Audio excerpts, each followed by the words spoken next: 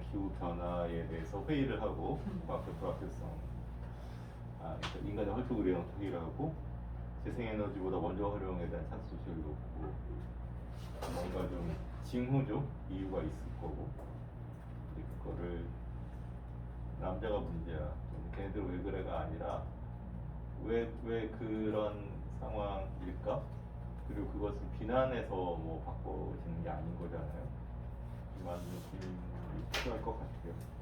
이제 고민보다 사람들이 움직이고 느낌을 주는 게 더 변화에 동력을 주겠다는 생각도 들고요. 세 개를 글을 뽑았는데 처음 뽑은 거는 서로 돕는 관계, 제닌 베니어스. 이게 무슨 얘기냐 하면 이 사람이 산림학 이 대학원 공부를 하고 있었는데 이 나무를 그러니까 관리를 한다 그러죠. 지금 우리 산림청이 벌목하는 것도 그런데 그래갖고 이게 가장 적절한 생산성이든 뭐 온실가스 여러 가지 이유로 이제 딱 그냥 죽일 나무, 남겨둘 나무, 살릴 나무 이렇게 무슨 감벌을 한다는 거죠. 근데 이게 맞는가라는 생각을 하게 됐는데 여기서 1900년대 초중반에 논쟁이 있었다는 클레멘치주의와 글리슨주의가 있는데 클레멘치라는 식물학자는 나무와 풀이 서로 돕는다, 자연스럽게 어우러지는 속성이 있다라는 얘기를 했었고 그게 굉장히 호응을 받았었는데 1947년 이쯤에는 그 글리슨이라는 사람이 그런 거 상관없다, 그런 건 없다, 각자 살아남을 뿐이다라는 그 패러다임이 유행이 바뀌었다는 거죠, 학문이. 게다가 여기서 이제 딱 선명하게 이 원인과 결과가 드러나는 물리학적인 어떤 그런 방식이 그때는 이제 호응을 얻을 때라 클레멘치주의는 폐퇴를 하고 글리슨주의 패러다임을 옮겨갔다는 거예요. 사실 생각해 보면은 이거는 1900년대는 사실 좀 급진적인 시기였죠, 역사적으로. 근데 이제 40년대가 되면 냉전 시대로 무관치는 않을 것 같은데, 근데 뒤에 보면은 많은 후속 연구에서 다시 뒤집혔다는 거죠. 클레멘치가 옳았다라는 얘기가. 그러면서 거기서 이제 뭐 수잔 시마드라든가 뭐 몇 사람이 나오는데, 그래서 나무들끼리 서로 보이진 않는데 서로 떨어진 나무들끼리도 네트워크를 만들어 서로 원소나 영양분을 돕고 살고 신호도 이제 전달한다 그래갖고 우드 와이드 웹이라는 재미난 표현이 나와요. 나무가 이제 이 그물처럼 연결되어 있다라는 거죠. 그런 어떤 기제 중에 하나는 균근 또는 근균이라고 번역하는데, 그 근균이라면은 뿌리에 있는 균이고 균근은 균 자체가 이제 뿌리를 이루고 있다는 뜻이죠. 그러니까 그런 게 이제 영양분과 신호를 주고 받는다는 발견들이 최근에 많이 있었던 것이고, 이거는 제가 민정희 쌤하고 번역을 해서 절찬리의 베스트셀러까지는 아니지만 스테디셀러가 돼가고 있는 적을수록 풍요롭다. 그 책도 후반부에 그 얘기가 많이 나오죠. 이 책이 사설까지 있습니다.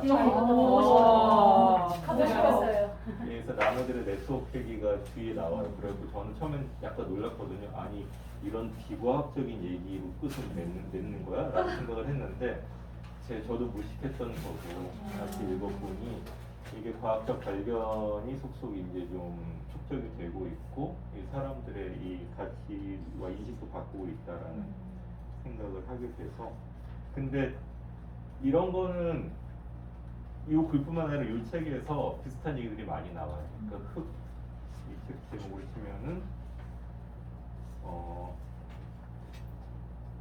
그러니까 선주민 예언과 어머니 지구에도 그런 얘기들이 나오고 발 밑에 해법들 뭐 이런 것들, 바다 해법들 다 이런 것, 흙에 대한 헌신, 땅속의 씨앗 이런 여러 글들에서 그러니까 이게 글들이 서로 이제 보완해 준다는 그런 느낌 받았거든요. 그러니까는 이 선주민, 원주민들이 오랫동안 해왔던 이 지속 순환하는 농법이라든지 뭐 쉽게 말하면 유기농이죠. 이런 것들에서 지혜가 있었던 것이고 이거를 이 데카르트적인 근대 과학이 무시하거나 몰아냈던 것에서 다시 해법이 있다는 그런 얘기를 괜찮게 읽었고, 그러니까 요 글 자체가 뛰어나다기보다는 이 글들의 묶음으로서 저는 의미가 있다는 생각이 들었고, 또 하나는 이게 그 올해가 성장의 한계, 로마 클럽 성장의 한계 출간 50주년이 되는 해인데, 그 성장의 한계라는 거는 이 천연 자원, 인구, 식량 생산, 사회 서비스, 환경 오염 이런 것들이 서로 연결돼서 작용을 하고, 한쪽이 무너지면 다른 쪽도 영향을 미친다, 그런 걸 알려줬던 거죠. 근데 우리는 이 과학이 모든 것을 딱딱딱 바둑판처럼 나눠서 핀셋으로 처방을 할 수 있다고 지금 생각을 하고 있는 거거든요. 그러니까는 온실가스 문제도 그러면은 이 화석연료 공장과 소위장의 문제로 보는 거죠. 근데 이 말이 길게 하는 문제가. 근데 그 72년에 나온 성장의 한계의 후속 연구가 사실 그 스톡홀름 환경보건센터의 지구 행성적 한계, 플래너트리 바운더리라는 걸로 이제 이어진 셈인데, 거기는 기후 변화뿐만 아니라 생물 종 다양성 손실, 뭐 담수 고갈, 해양 산성화, 오존층 파괴, 뭐 이런 9가지 지표가 연결된 것으로 보고 있거든요. 그래서 그런 연결, 이 연결을 봐야 된다. 소유 위장이나 공장만 봐야 되는 게 아니라, 그래서 모든 것이 위험은 같이 위험하고, 해결하려면은 그것들이 같이 건드려져야 된다라는 게 이제 우드 와이드 웹 같은 걸로 연결되는 거고, 그래서 여기도 이 책에도 몇 분 또 언급이 되는데, 누굽니까? 조애나 메이시의 재연결하기, 나무로부터 배우는 재연결하는 작업, 그런 중요성들을 얘기를 하는 것 같아요. 그런 점에서 첫 번째 글을 저는 소개를 합니다.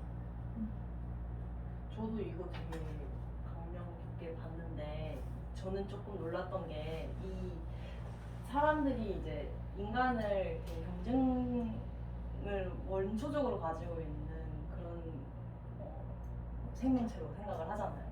근데 이제 그 와중에 나무들도 그렇게 생각을 해서 이미 그런 식으로 관리를 하고 있었다는 게 저는 좀 놀라웠고, 오히려 클레멘츠주의자가 되지 마, 이런 게 세상 물정 모르는 거, 이런 식으로 얘기를 하는 게, 너무 나무들한테도 우리 인간한테 적용을 했던 잘못된 방식의 그런 시각을 가지고 보고 있지 않나.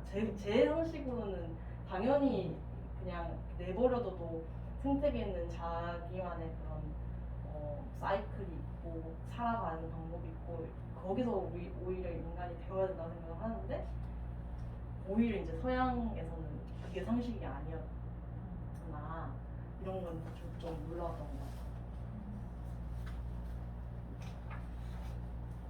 같아요. 좀 자유롭게 뭐 예를 들어 하나 소개시켜 주시면 느끼는 점 얘기를 좀 있으면 두 사람이 주고받거니 하고선 얘기를 좀 예. 엄청난 준비력을 아니 전투가 준비가 아니고 그게 아니고 말을 해야 되는데,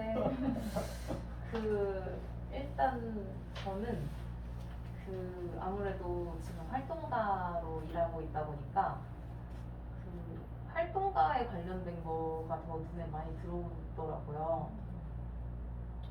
저 지금 생태 보정국에 있긴 한데, 사실 생태 감수성이 그 뛰어난 사람이 아닌 것 같아가지고 이게 해양 생태 쪽. 해양 생태 쪽인데, 그렇게 제가 엄청나게 막 고래를 아끼고 이런 마음이 막 많이 없다고 해야 돼요. 저는 그냥 이게 뭔가 시스템 전환에 좀 더 초점을 맞춰 있는 사람인데, 그래서 막 사람들이 그래서 저는 국을 잘못 얻었다고 했는데 그러니까 어떻게 보면 현우 쌤이 말하는 것처럼 해양 생태계는 스스로 냅두면 알아서 할 수 있는데, 인간의 간섭이 없으면은 바다도 알아서 재생성하고 충분히 지금 어획 자원이 굉장히 감소하고 있는데, 그걸 냅두면은 알아서 변동하거든요. 우리가 가서 막 헤집어놔서 어장이 비어가고 있는 건데, 그러니까 이게 생태 보전하는 것도 어떤 기후 정의를 위한 한 축인데, 이제 저는 여기를 담당하고 있긴 하지만, 제가 이 책에서 더 와닿았던 건 뭔가 활동가가 어떻게 활동해야 하는가, 그리고 어떻게 이 시스템을 전환해야 하는가, 약간 이런 쪽에 더 초점이 제 마음이 더 그쪽으로 동하더라고요. 저희가 첫 번째로 소개해드릴 얘기는 불러들이기라는 그 완전 초반에 있는 맨 앞에 있는 거 시작하기 그 바로 같은데 이걸 쓴 사람이 이제 시의 바스티다라고 그 청년 기후 활동가예요. 근데 이 사람이 이제 오토미 톨텍이라는 선주민의 후손인 거죠.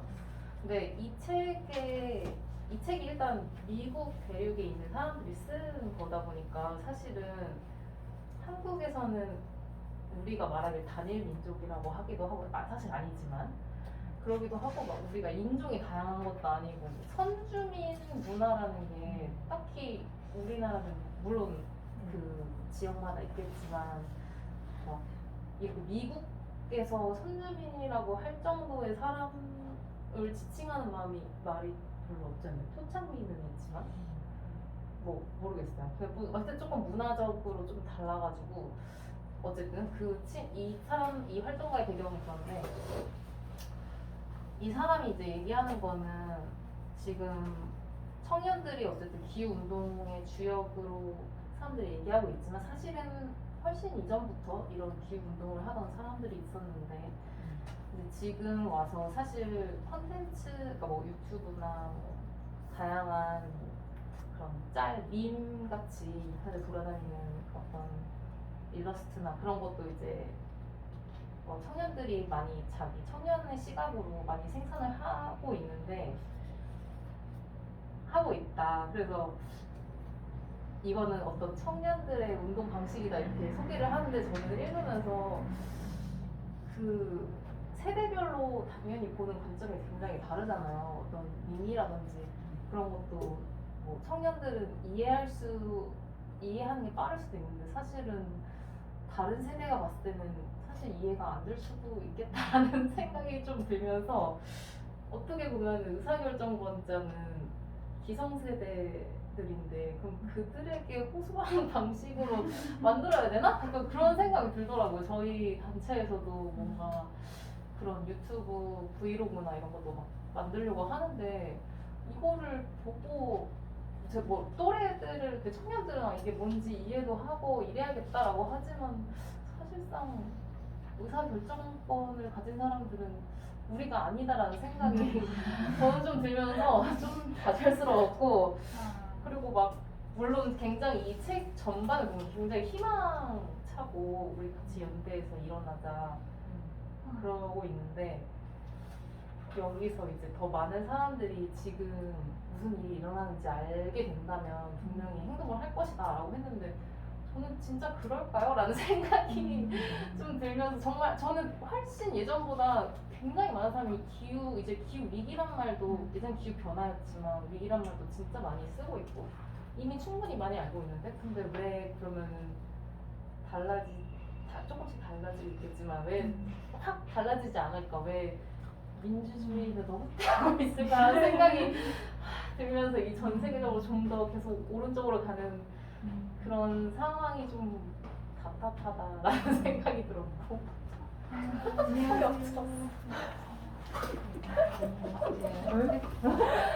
역사가 4명이에요.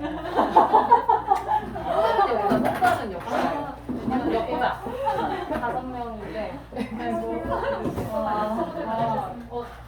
거의 다 오신 거 진짜 같아요. 민정희 선생님 5분 중에 내 눈. 사진 찍어야겠네요. 정말 네 기념사진을 찍어요. 네. 그래서 여기서 이제 얘기하는 거 어쨌든 기후 파업도 하고 그런 운동이 청년 중심으로 조직이 되고 있긴 한데 모든 부분에 영향을 미치려면 저는 세대를 아울러야 된다 이렇게 말을 하고 있어요. 저도 그거를 어떻게 할지 잘 모르겠고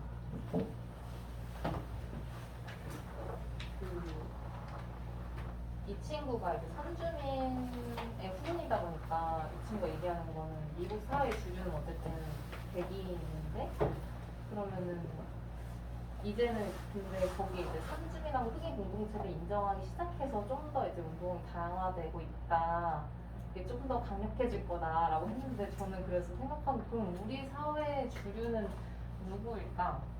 우리 사회 주류는 누구고 지금 기후 정의 활동을 하는 사람들의 주류가 같지 않은데 이거를 어떻게 하면 이 운동에 끌어들일 수 있을까? 약간 어떤 장벽을 뛰어넘어야 좀 더 많이 연대할 수 있을까? 약간 그런 생각이 들었고, 왜냐면은 뭐 집회를 나가고 뭐 시위를 나가고 행진을 나가도 활동가들밖에 없는 것 같은 거예요.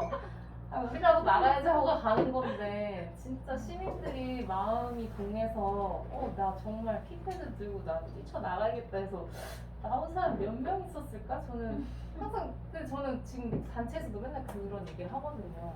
우리끼리 해서 뭔가 저희 단체는 어쨌든 입법 활동이나 뭔가 정책 제안을 하는 걸 많이 하긴 하지만 그래서 되게 어려운 말을 쓴단 말이에요. 성명서도 막 되게 어려운 말을 문장을 쓰는데 그거를 우리 회원들이 보고 막 좋아하실까? 약간 그거를 보고 마음이 동할까? 약간 그런 생각이 들어서 어쨌든 저는 첫 번째로는 이런 활동가의 입장에서 뽑는 약간 희망이 담긴 내용이지만 저는 계속 생각하는 게 그런 쪽이 좀 궁금해서 이걸 뽑아봤어요. 이 글들이 자기가 선 자리에 따라 달라 보인다고 이 느낌의 강도와 보이는 구절이 좀 다른 것 같아요. 그게 장점이기도 한데 저는 OK 부분 이 부분 중요하지 않아요? 오케이 부분 중요하죠. 저 나이 먹은 586 뭐 질터 드셈 뭐 이런 건데 그래서는 안 된다라는 그렇게 그것조차도 그렇게 이렇게 사람들을 규정하고 이렇게 뭐 희망이 없다라고 하는 것 자체가 현실적이기도 책임 있는 태도도 아니라는 얘기를 하는 그거 하고 또 하나는 이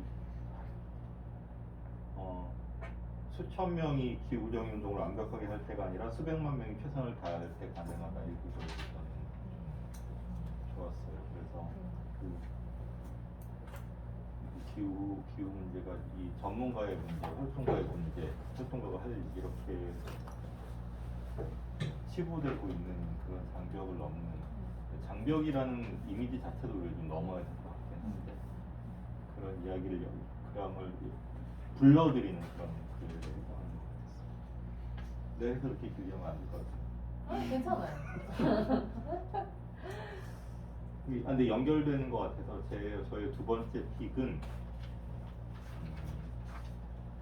179쪽부터 있는 캐서린 헤이고의 기후 변화를 말하는 방법이라는 건데 이 사람이 자기 아버지는 과학 선생님이었고 자기는 이제 기상 전문가가 된 사람이죠. 근데 여기서 흥미로운 거는 기후 변화를 말하고 전달하는 방법을 주목한다는 것이고, 이 사람 스스로가 기후학자인데 이거를 학술 대회에서의 어떤 발표나 데이터를 갖고 사람들이 인식이 변하거나 인식이 변해도 행동이 변하지 않거나 이게 정말 중요한 문제라고 느끼지 않는다. 왜 그럴까? 어떻게 해결할 수 있을까라는 얘기를 이렇게 하고 있는 거죠.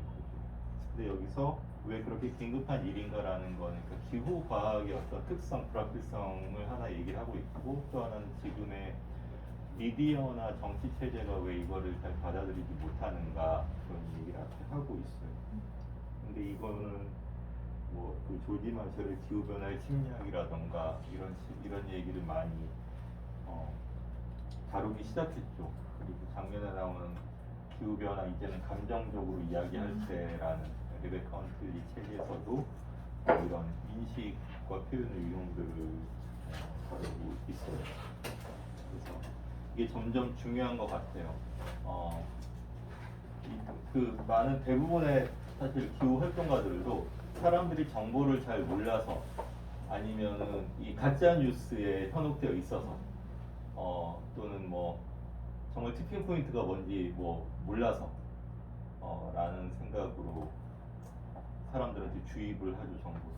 근데 그러다 안 움직이면은 세상은 그래 사람들 비양심적이야 또는 이 머리와 말과 행동과 가슴이 달라 이렇게 하는데 근데 그거는 인간과 사회와 뭐 사실 그런 속성에 대한 편견이기도 하고 그러면 사실 역사 속에서 아무런 변화도 일어나지 못했을 텐데 그건 아니었던 거거든요. 그리고 여기서 여기서 충분히 다루고 있지는 않은데 그 기후 과학의 젠더 특징이니까 비여성성 이런 문제도 있는 거죠. 그러니까 여성들한테 익숙한 표현이나 이 사고 방식, 전달 방식하고 IPCC의 과학이 좀 거리가 있는 그런 문제도 있는. 근데 그래서 이 캐서린 헤이오는 뭐 유튜브, TV 뭐 이런 그 공중파 강의나 토론 이런 데 적극적으로 나서고 근데 이 사람의 해법은 공통의 집안 내지는 연결고리 이런 거죠. 이분은 그러니까 크리스찬이에요. 근데 미국에서 크리스찬은 보통 그 보수적 기독교 그다음에 공화당 지지, 그다음 기후 부정론하고 이제 같은 그룹일 경우가 많이 있기 때문에 아우 저런 데는 어차피 이제 그 트럼프나 지지하고 이런 집단이야. 우리끼리 통하는 사람끼리 데모 잘하는 게 시간 낭비 아니다. 라는 생각도 하지만은 그게 아니라고 이분은 얘기를 하는 거죠. 그래서 저기 그 기독교인들 같으면은 그 기독교의 교리로서 충분히 접근을 적절히 할 수 있다. 그러니까 창조주 하나님이 이 지구를 그러니까 청지기, 그러니까 인간한테 잘 관리해서 이제 후손에 남겨주라고 이제 했는데 우리가 하나님의 말씀을 제대로 따르고 있지 못한 것이다. 그렇게 접근을 하면은 굉장히 많은 이야기를 할 수 있다. 그리고 사실 이거는 그 프란치스코 교황님 토미바스 소서에서 어마어마한 풍부한 표현으로 다 나와 있는 이야기인 거죠. 그래서 어떤 편견 또는 어떤 접근 방법, 어떤 논리만이 맞다라는 생각을 해서는 안 된다라는 것이고, 그래서 여기에 이런 거예요. 그러니까 기후 변화라는 팩트나 타당성을 의심하는 사람을 만나면은 과학적으로 반박하는 대신에 공통점을 찾으려고 한다는 거죠. 그래서 스키를 타는 사람 같으면은 당신이 가는 스키장이 계속 눈이 줄어들고 있지 않느냐. 그다음 새를 좋아하는 사람이라면은 당신이 그 관찰하는 이 새의 종류나 이동이 바뀌고 있지 않느냐 이런 식으로 얘기를 해야 된다는 거고. 그래서 재미나는 게 이 로타리 클럽 한국에도 있잖아요. 로타리 클럽이 그 네 가지 그 저기가 있어요. 그 로타리 클럽 그 표지석 터미널 앞에 있는 그 뒷면에 보면 다 써 있던데 그게 이것은 진실인가? 모든 연관된 사람에게 이걸 하는 게 공정한가? 이걸 통해서 선의와 더 나은 우정을 쌓을 수 있는가? 그다음에 이게 모든 연관된 사람에게 도움이 되는가? 이게 네 가지 이제 기준이에요. 그 로타리 클럽 사회봉사 단체들 네 가지 기준인데 그 로타리 클럽 서부 텍사스는 보수적인 동네잖아요. 이 로타리 클럽에서 강연을 요청받았는데 무슨 얘기를 할까 그러다가 로타리 클럽 이 네 가지 기준이 현수막에 써 있네 하고 생각을 급히 노트북을 열고서 자기가 강의할 내용을 이제 좀 보완을 했다는 거죠. 그래서 일단 그것은 진실인가, 기후 변화는 진실인가, 에 대해서 이 가짜 뉴스나 부정론도 있지만은 충분히 이거는 진실이라서 논리적으로 알려줄 수 있다. 두 번째, 기후 변화는 공정한가? 아니다. 이게 굉장히 불평등한 일이고 가장 취약한 사람들한테 어려움을 줄 것이다 하는 얘기가. 그러면 기후 변화에 대응하는 것이 우호적인 관계를 낳고 관련자들에게 도움을 줄 거냐? 그럴 것이다. 분명히 더욱 그럴 것이다. 그리고 그게 모든 연관된 사람한테 더 이렇게 도움을 확산할 수 있다. 이런 얘기를 이 로타리 클럽 강연에서 했다는 거죠. 했더니 이 지역 은행가 회원이 이제 내가 기후 변화에 대해서 관심이 없어서 잘 몰랐는데 이 지구 온난화에 대한 이야기는 로타리 클럽의 네 가지 기준이 딱 들어맞네요. 강의 잘 들었다 이렇게 얘기를 했다라는 거죠. 그러니까는 이 그가 소중히 하던 가치와 변화하는 기후 사이의 점들을 연결했다는 걸 표현을 했어요. 그 뭐가 있는 것이죠. 그래서 기후 변화에 관심을 갖기 위해 정말 필요한 것은 우리가 지구에 사는 인간이라는 사실로 충분하다. 이 구절도 좀 인상적이었고, 그래서 이거는 기후 변화에 관심이 없거나 부정하는 사람은 악당들 또는 말이 안 통하는 사람들을 단정하는 것도 곤란하기도 하지만 우리의 어떤 논법, 전달하는 방법, 또는 이렇게 이 갖고 우리가 사용하는 어떤 소재, 매개 이런 것들도 좀 점검하고 그다음에 또 이런 생각도 했어요. 이게 뭐 한 10가지 접근법이 있다면 이거는 틀렸거나 부철자하거나 잘못됐거나 탁탁탁 쳐내고 요것은 올바르다 라는 식으로 해서 사람들이 원하거나 또는 기후 과학이 불확실하다면 우리의 상식, 우리의 지식이나 해법도 100% 정확하다는 보장은 없는 거죠. 특히 뭐 산림 흡수원 문제라든지 뭐 굉장히 우리도 과학자 또는 과학에 어느 정도 관심 있는 사람들도 불확실한 영역들이 있는 거죠. 그랬을 경우에는 10가지 중에 확실한 한 가지를 찾는 게 아니라 20가지, 30가지 더 많은 시도들을 사람들이 하도록 해서 이렇게 꾸역꾸역 나가도록 하는 게 앞에서도 연결돼서 얘기하는 모든 게 연결되어 있는 해법으로서 취해야 될 태도가 아닌가라는 생각이 들고 그래서 캐더린 헤이오는 저도 좀 눈을 좀 이만큼 열어주는 면이 있고 이 사람의 활동 방식과 컨텐츠도 많이 좀 공유할 필요가 있다는 생각이 들었습니다.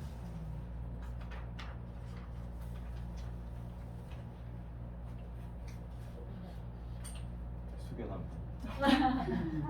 저도 되게 이분 글도 좋아가지고 막 2,000장짜리 보고서 막 쓰시는 분이 이렇게 다양하게 그냥 좀 상대방에 맞춰서 이야기 막 틀어가면서 설득을 하고 이런 게 신기하더라고요.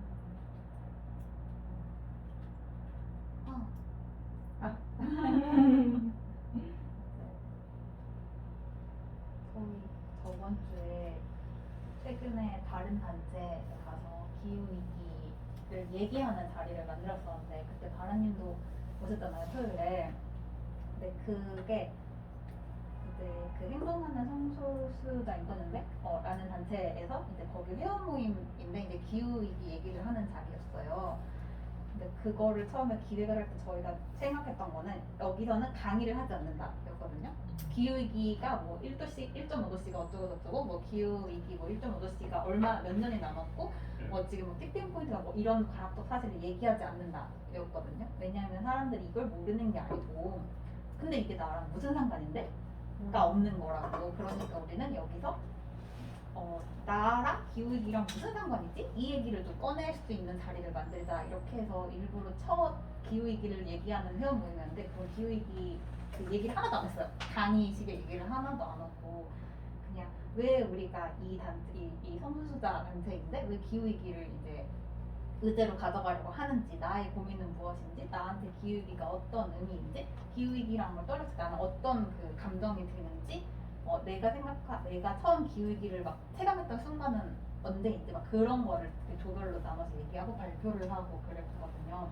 근데 그거가 그러니까 이런 이유 때문이었어요. 그러니까 기후위기를 가르치려고 하는 게 아니고 그냥 기후위기를 가지고 이야기할 수 있는 자리가 있으면 좋겠다라고 생각을 해서 했는데 반응이 나쁘지 않았죠. 네, 나쁘지 않았습니다. 사람들의 반응이 나쁘지 않았고 이제 그 이후에 8월에 이제 과학적 뭐 강의 이런 거는 또 할 예정이라고 하더라고요. 그래서 그런 식으로도 접근할 수 있구나.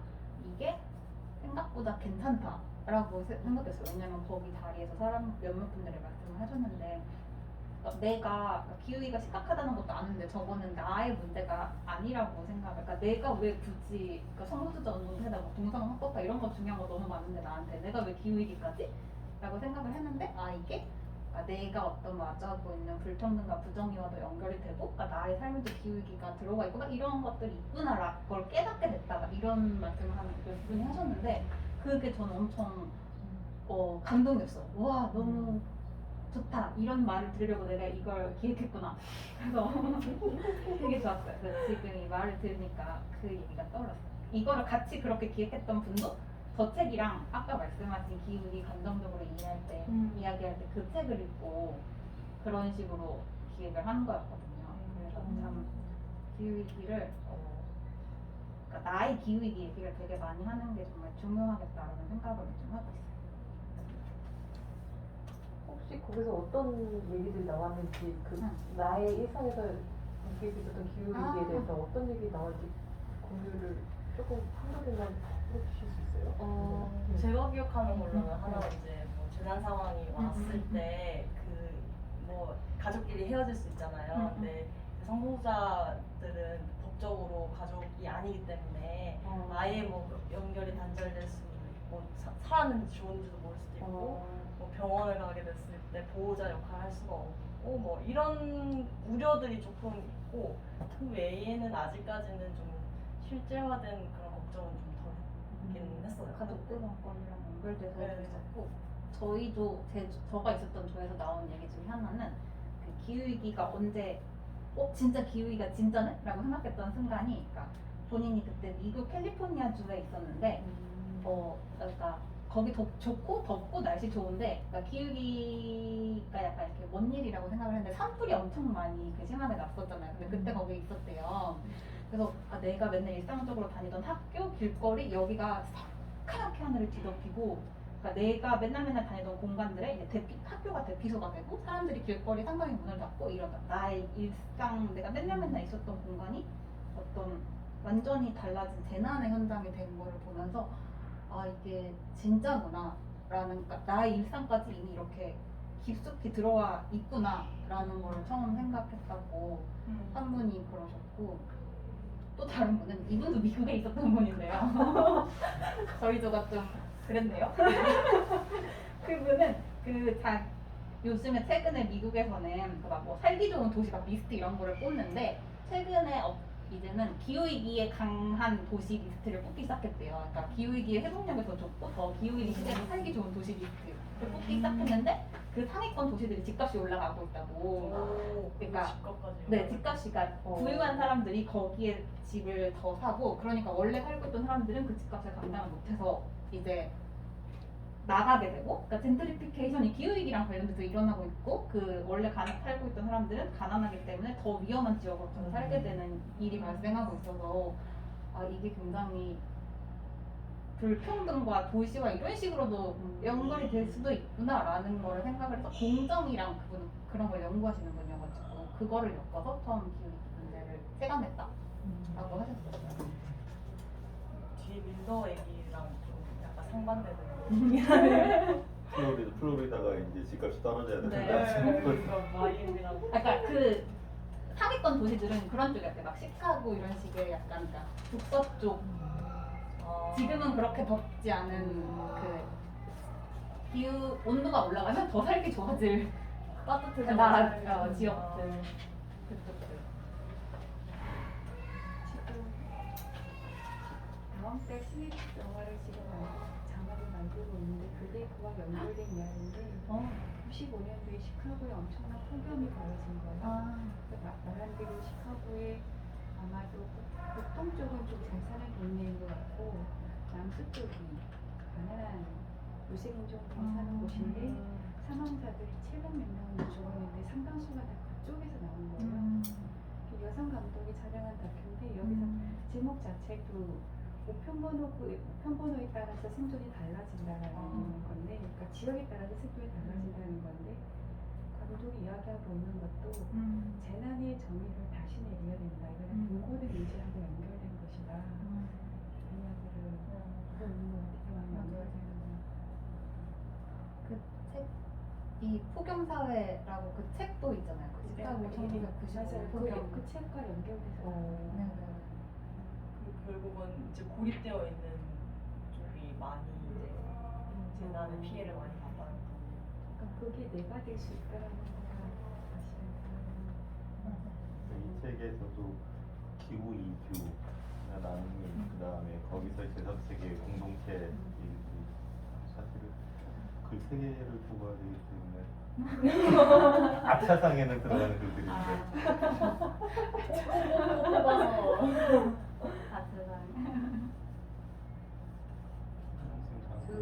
그거 아까 말씀해주신 것 중에 제가 아까 불러드리기 거기에서 저를 몰랐었는데 그린 젠트리피케이션이라고 오히려 도시에 녹지를 많이 만들어야 돼서 가난한 사람들이 더 위험한 지역으로 밀려나는 거예요.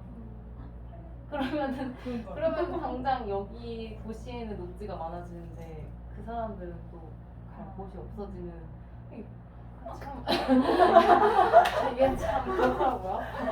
그리고 아까 이어서 그 빈곤 얘기하셔가지고 이 책에 어쨌든 환경 인종주의나 어떤 미국 사회의 뿌리 깊은 그런 인종차별로 인한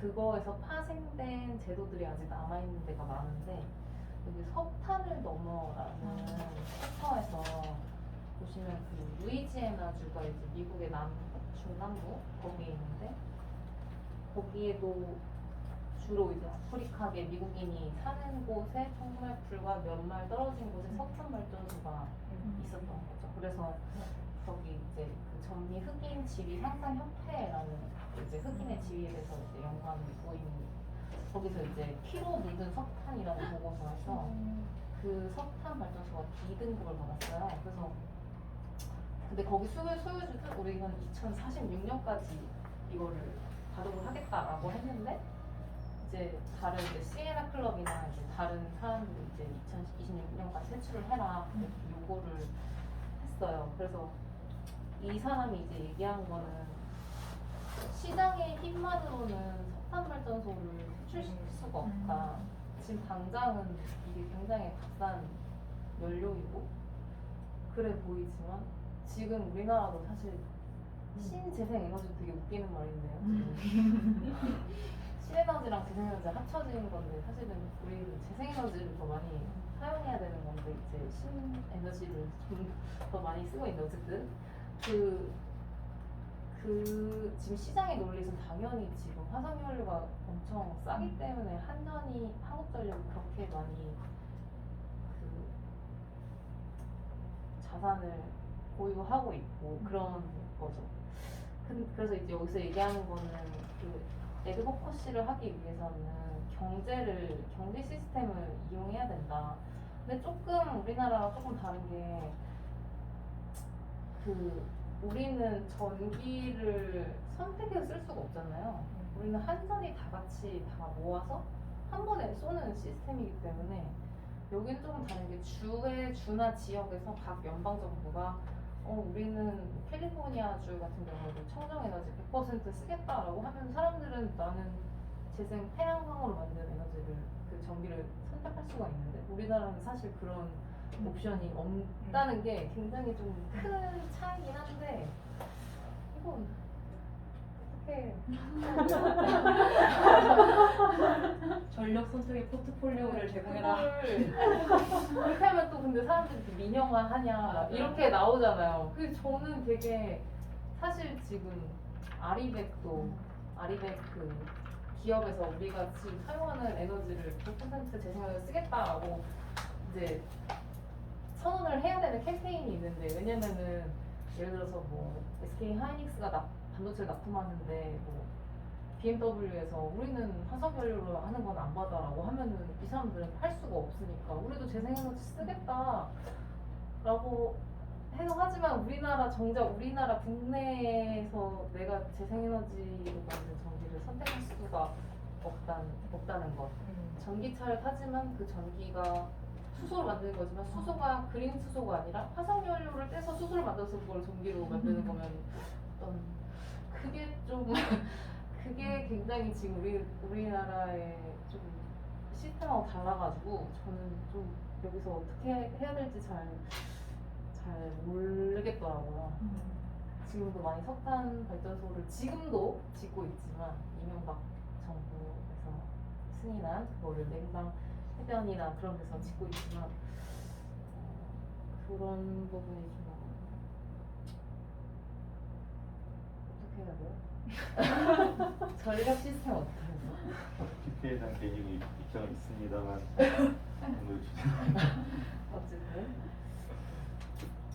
그래서 이제 여기서 말하는 것도 이분이 말하는 거는 어쨌든 그 전력화가 핵심이다. 이 건물에서 쓰는 에너지도 그렇고 건물을 전기화하도록 요구하는 게 더 중요하다라고 말을 하더라고요. 근데 저는 우리나라 상황에서는 어떻게 해야 될지 잘 감이 안 왔고 하지만 이분은 어쨌든 그 지역에서 나타난 그 석탄 발전소로 인한 그런 오염 문제를 같이 계속 조직하고 다른 단체들 연대하면서 결국에는 석탄 발전소를 2개를 폐쇄하는 작은 승리를 거뒀는데 그런 승리의 경험이 있어야 뭔가 사람들이 한 발자국 더 나갈 수 있을 것 같은데 사실은 아직 그런 승리의 경험을 저는 충분히 느끼지 못한 것 같아가지고 앞으로 어떻게 해야 될지 그런 게 좀 막연하더라고요.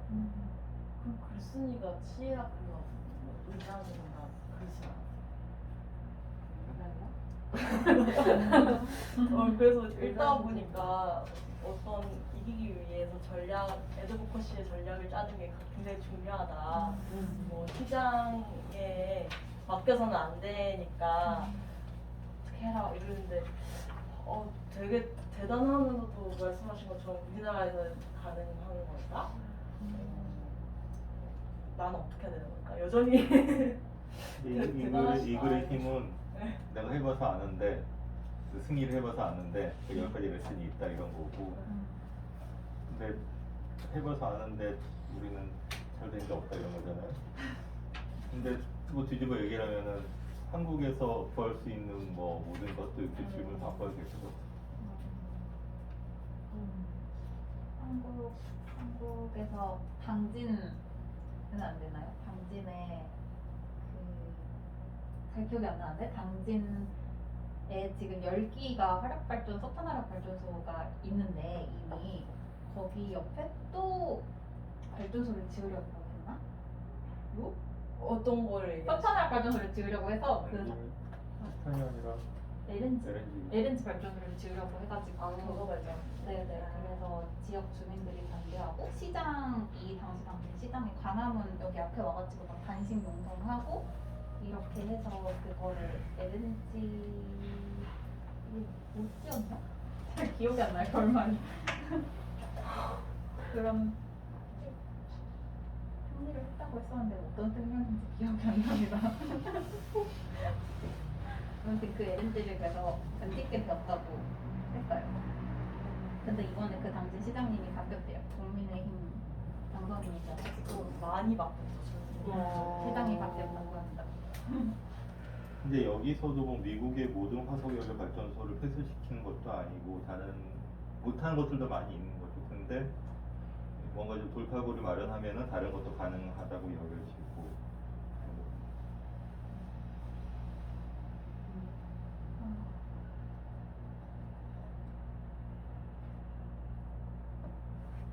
분위기도 쓰게 아니 이게 글이 생각할 내용이 많다 보니까 약간 얘기를 듣고 나면 다시 수면해지는 이런 게 반복되네요. 승리의 근데 경험이 너무 잘 없는 것 같아요. 승리에 목마르다. 저는 여기 오기 전에 한국여성단체 연합이라고 여성단체에 있었는데 그때 2019년에 몇 회째가 그 헌법재판소에서 그 위헌 판결이 났었잖아요. 근데 그게 거의 호주제 폐지 2005년에 호주제 폐지 이후에 10여 년 만에 어떤 되게 승리다 이렇게 여성운동에서 이야기를 했었는데 근데 그것도 뭔가 승리를 하긴 했지만 약간은 조금 찜찜한 승리였고 그리고 요새 돌아가는 상황을 보면 그 임신 중단에 관한 것들을 되게 뒤엎으려고 하는 움직임이 많이 있잖아요. 미국만 해도 그 뒤집혔고 여성의 임신 중단 근데 거의 불법화하려는 막 시도들이 막 일어나고 있어서 되게 막 역행의 시기라는 생각이 전 되게 많이 들거든요. 그러니까 지금까지 이루었던 것들이 다 뒤엎이고 있는 것만 같은 시대인데 나는 힘이 별로 없는 것 같고 내가 막 뭘 할 수 있지? 뭘 할 수 있긴 한가? 뭔가를 했다가 윤석열이 나를 감옥에 집어넣으면 어떡하지? 그냥 편안하게 살고 싶은데 운전도 마찬가지죠. 네. 왔다 갔다 하니까. 고민돼요. 그래서 지금 한국에서 어떤 사회 운동의 의제가 승리를 한다는 게 가능한 지형인지가 저는 사실 그래서 좀 고민스러워요. 사실은. 차별금지법 같은 것도 되게 많이 달라붙어가지고 4년 내내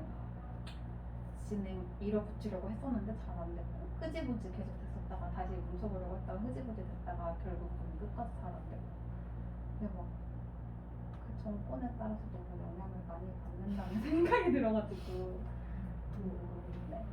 저는 운동 경험이 적은 사람으로서 운동이란 무엇인가 그런 고민을 합니다. 고민을 하고 네. 그러면 옆자리분들 마지막 선생님이 먼저 한번 어때요? 왜냐하면은 맨 마지막 글도 선생님이 쓰시는 거 알 것 같고 저도 그래서 뭐 미팅 준비한 하나 지금 말씀하시고 제가 하고 아, 근데 저 세 번째도 모두를 위한 그린 뉴딜이라고. 좀 약간 좀 딱딱한 거밖에 안 골랐는데. 깔끔하게. 왜냐면은 제가 맡은 부분이 유독 흑인 여성분들이 미색인종 여성분들이 쓴 거라서 사실 제가 막 그런 미국 페미니즘의 역사를 막 엄청 잘 알진 않지만 페미니즘 운동이 일어났을 당시에도 약간 백인 여성의 페미니즘과 유색인종 여성의 페미니즘도 있고 다르고 막 그랬었더라고요. 그래서 이 사람들이 이제 좀 더 흑인 또 유색인종 공동체에서 일어났던 어떤 같이 연대하고 협력했던 그런 얘기도 있지만 한편 아까 말씀드린 것처럼 환경 인종주의 저는 그게 굉장히 이 책에서 되게 어두운 부분이 저한테 많이 와닿아가지고 161쪽 다른 모두를 위한 환경적인 그린 뉴딜. 전문가잖아요. 어쨌든 뭐 조금 소개를 해드리자면 이 역자 리아나 건 라이트라는 사람인데 이 사람 고향이 앵글우드라는 곳인데 이곳에 고속도로가 났는데 자기들이 사는 지역을 가로질러서 이렇게 났다는 거예요. 그럼 그 사람들은 다 어디로 가야 되나? 근데 이제 그때에서 공동체가 한번 파괴가 됐는데 당연히 다시 재건되지가 않은 거예요. 근데 왜 그러냐 할머니한테 물어보니까 그때 도시 개발을 하겠다 이런 명목으로 공공주택을 다 허물어서 가족들이 다 뿔뿔이 흩어졌대요. 흑인 공동체. 근데 또 공무원들은 자기 알짜 부동산은 뒤로 다 이렇게 팔았던 거예요. 그리고 시에서는 흑인 학교의 재정을 되게 줄인 다음에 너네는 성과가 없으니까 닫아 이렇게 한 거예요. 그럼 그 사람들은 어디로 학교를 더 멀리 가야겠죠? 그러니까 자기 가족한테 일어난 건 아니지만 자기 이웃에서 그런 일어난 공공연한 일들을 보면서 이제 자랐던 분이고 그래서 이제 그런 그린 뉴딜을 만드는데 되게 헌신했는데 그 그린 뉴딜에서 나오는 게 이제 사실 저번 문재인 정부에서도 그린 뉴딜 발표도 하고 그랬었지만 이제 근데 이제 원칙 중에 하나가 이런 기후 위기를 해결하는 과정에서 우리가 이제 기후 위기가 불평등을 만들기 때문에 이걸 해결하고 싶은데 이걸 해결하는 과정에서도 불평등이 생겨날 수가 있다는 거죠. 사실은 뭐 내 가족 중에 누군가가 화력발전소에서 일할 수도 있고 그런 화석 연료를 기반으로 한 산업에서 뭐 일자리를 갖는 사람이 생계를 이어갈 수도 있는데 이게 이제 어쨌든 정의로운 전환으로 옮겨가야 되지만 그때 겪는 그 진통이 당연히 있는데 그러면 이거를 누가 같이 견뎌낼 수 있을까 그런 생각이 들었고 어쨌든 그린 뉴딜의 핵심은 권력의 재분배거든요. 민간에서는 공공으로, 고용주에서는 노동자로 그리고 역사적으로 혜택받은 이들에서 약자로 근데 사실은 아까 말씀하신 것처럼 이번 정부에서는 공공에서 민간으로 계속 이렇게 바뀌고 있는 것 같아가지고 이게 참 답답한 마음이 들어가지고 여기서 이제 얘기하는 게 노동자의 무력화와 그로 인한 경제적 불안은 기후 행동의 진전을 어렵게 만들었다. 특히 가족의 생계를 부양하는 사람들은 환경 보호가 일자리 상실을 의미할 수도 있을 때 일 외에 다른 것을 생각할 여유가 없다라고 나와 있는데 제가 어쨌든 지금 해양 활동을 하고 있는데 제가 하는 활동하고 조금 연계되는 부분이 있어가지고 소개시켜드리자면 저는 이제 우리나라에 해양 보호구역이 있어요. 보호구역 굉장히 보호를 막 해야 될 것 같잖아요. 근데 보호구역이 사실상 보호가 안 되고 있어요. 왜냐면은 그 해양보호에 들어가서 막 낚시해도 되고 뭐 들어가서 관광해도 되고 뭐 이거는 사실은 미국에서 봤을 때는 우리나라 해양보호구역은 빵 퍼센트라고 할 거거든요. 근데 이제 우리나라 정부는 우겨가지고 우리나라 그래도 해역에서 막 무슨 9%나 우리 해양보호구역이다 이랬는데 이게 아니고 이게 영역 기준도 다르고 그 국제자연보 IUCN이라고 국제자연보전연맹에서는 우리나라가 전체 해양의 2.46%만 보호되고 있다고 평가를 해요. 근데 그마저도 그 해양보호구역이 진짜 보호구역이 아닌 거예요. 왜냐면은 그래서 보호하는 게 뭐예요? 그냥 저 지정해놓고 지자체에 그 관리 그 금을 주는 거죠. 보조. 근데 사실상 어민들이 가서 네. 낚시를 해도 되고 갯벌에서 낙지로 캐오고 이러는 거예요. 근데 사실 그러니까 해양수산부에서 제일 걱정하는 거는 이 사람들의 생계인데 우리가 이 어업관을 어떻게 막을 수 있느냐 이게 되게 첨예한 이슈여가지고 되게 하여튼 이 체제가 되게 좀 정리가 안 돼 있는데 그러니까 이런 거랑 마찬가지인 거죠. 그 사람들은 생계로 바다를 쓰는 사람들인데 이거 보호하자, 보호해야지 좀 더 우리 생태계가 풍성해지고 기후위기도 대응할 수 있어라고 하면은 그 사람들은 뭘 할 수 있을까? 그게 되게 애매한 거예요. 그래서 정부도 그냥 잘 모른다 이렇게 하고 우리나라는 조업금지 구역이 아예 없어요. 그래서 사실상 아무것도 보호가 되고 있지 않아요. 하면 막 쓰레기도 널려 있고 그렇답니다. 그런 생각이 들었어요. 그래서 이게 참 막연한 게 아닌데 그 과정에서 그 사람들이 겪는 고통을 어떻게 나눠 가질 수 있을까? 어떻게 서포트 할 수 있을까? 그런 생각이 들었어요. 막 그린 뉴딜 문재인 정부에서 그린 뉴딜 하면은 녹색 일자리가 얼마나 생기고 뭐 이러는데 사실 그 원래 있던 노동자들이 그 교육을 받아서 그 녹색 일자리를 얻을까요? 아니면 그냥 대학을 졸업한 사람들이 그 일자리를 얻을까요? 저는 그 생각을 하면은 그게 정의로운 정말 전환을 하려면 어떻게 해야 될까? 뭔가 이렇게 직업 교육을 한다고 갑자기 어느 날 하루아침에 되는 건 아니잖아요. 그런 생각이 들었어요.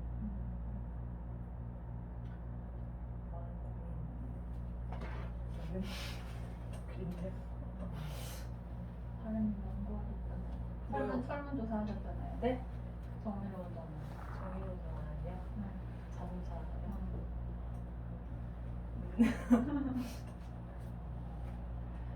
그러게요. 이제 정의로운 전환이라는 게 이제 그 기후변화 시대에 맞춰서 없어져야 되는 혹은 줄어들거나 아니면 바뀌어야 되는 그런 산업들을 위주로 거기 일하시는 분들이라든가 그걸로 생계를 유지하시는 분들도 이 전환 과정에서의 피해를 온전히 그들만 부담을 해서는 안 된다 이런 원칙이고 얘기인데 저는 이제 자동차 산업 관련해가지고 잠깐 연구를 했는데 거기서 노동자분들이 되게 영향을 많이 받을 거라는 걸 다 아시는데도 불구하고 기후변화에 대해서 대응을 해야 된다라는 인식이 또 높으신 거예요. 그래서 문제는 이제 정부가 이거를 잘 대응을 해줬었어야 되고 기후변화 자체도 정부의 책임이 좀 크다고 생각을 하는데 정부가 이 위기를 대응하기 위해서 어떤 인프라 투자라던가 노동자들을 위한 그런 정책들을 제대로 낸다고 하면 우리는 이거를 받아들일 준비가 되어 있다 이런 결론이 좀 볼 수 있어요. 정부의 역할이 정말 중요하고 모른 척하면 안 되는구나. 정부는 네. 수련회 분위기 속에서 마지막 이건 359쪽 저희는 아프다는 것. 근데 이 아프다는 것 이 글은 제가 번역하고 입문하면서 정말 사람들한테 읽히고 싶다는 생각이 거듭 들었던 책이에요. 그러니까 기후 우울증을 다루고 있는데 여기서 크리스라는 1991년에 대학생이었던 남학생이었던 이 친구가 철학하고 수학을 전공했는데 이 뭔가 지구와 생명에게 피해를 끼치는 게 너무 이제 저어져서 이렇게 떨어진 강 뭐 이렇게 그냥 이런 생명을 해치고 있지 않은 그런 생각이 너무 강해갖고 삐질삐질 마르고 이렇게 마음도 되게 힘들었던 거죠. 근데 이 가족들은 네가 왜 그러니 이해가 안 된다. 개인적인 일도 자꾸 치부를 하는데 자기는 자신이 이런 느낌을 갖게 되는 뭐 조건, 사람들의 무관심, 사회 이런 걸 느끼는데 자꾸 개인이 관점을 바꾸면 된다는 식으로 하니까는 더 절망을 했던 거죠. 그리고 이제 2005년 코펜하겐 교육협정이 끝으로 들어가자 결정적으로 낙담을 해서 예전과 같은 세상이 이제 끝났다.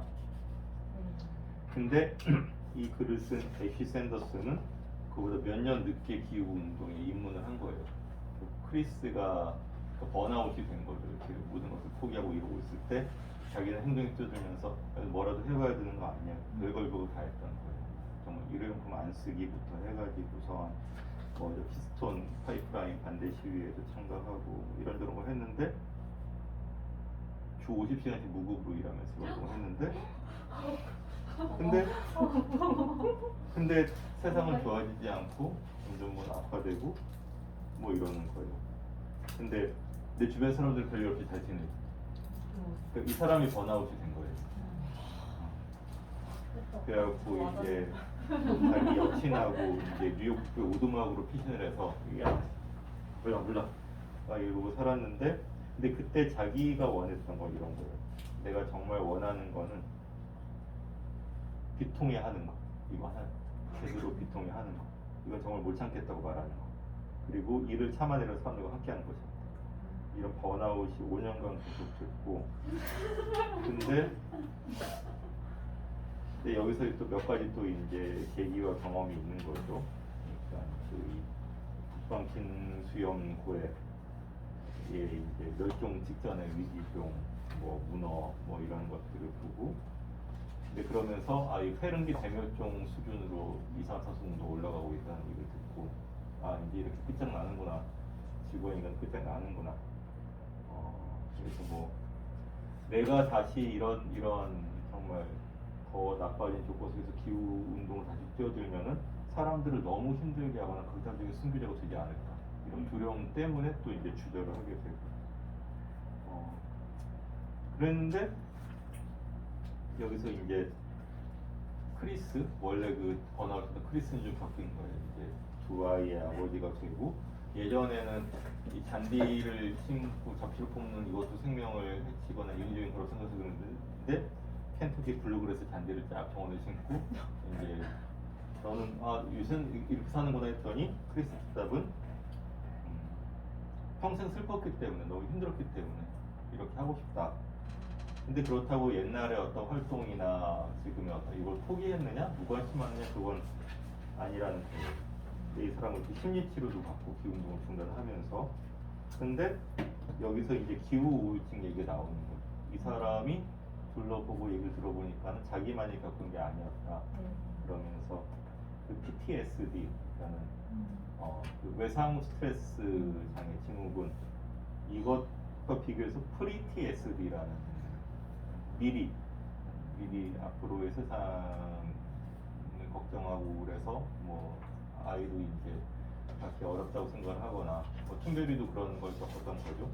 이런 것들이 자꾸 보고가 되는데 이 임상 심리학자들도 아직은 학술적인 용어나 케이스로 이제 공인이 안 된 것에 대해서 어떻게 해야 되느냐 그러면서 좀 더 포괄적으로 생태 불안, 에코 엔자이티 이렇게 부른 심리학자들이 늘어나고 있다라는 거죠. 그러니까 다양하게 나타나는 거죠.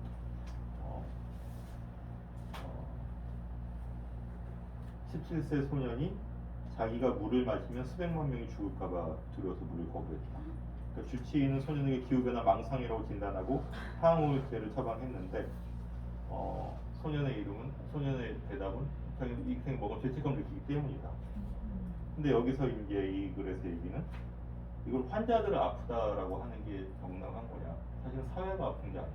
환자를 치료해야 된다고 사회도 치료해야 되는 게 아닌가라는 얘기를 하고 있고요. 이제 여기서 언어의 얘기가 나옵니다. 그러니까는 이러한 형언할 수 없는 느낌, 감정들, 그 다음에 사람들한테 이걸 어떻게 전달할까 하면서 뭡니까? 언어현실 연구소?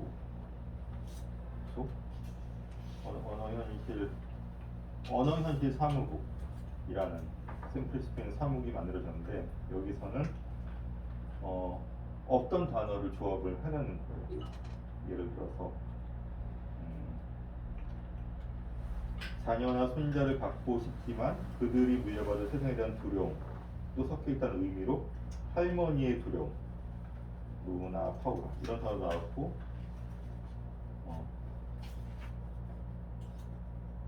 브로큰 레코드 브레이크 깨어진 기록이 또 깨지고 또 깨지는 그런 기록이잖아.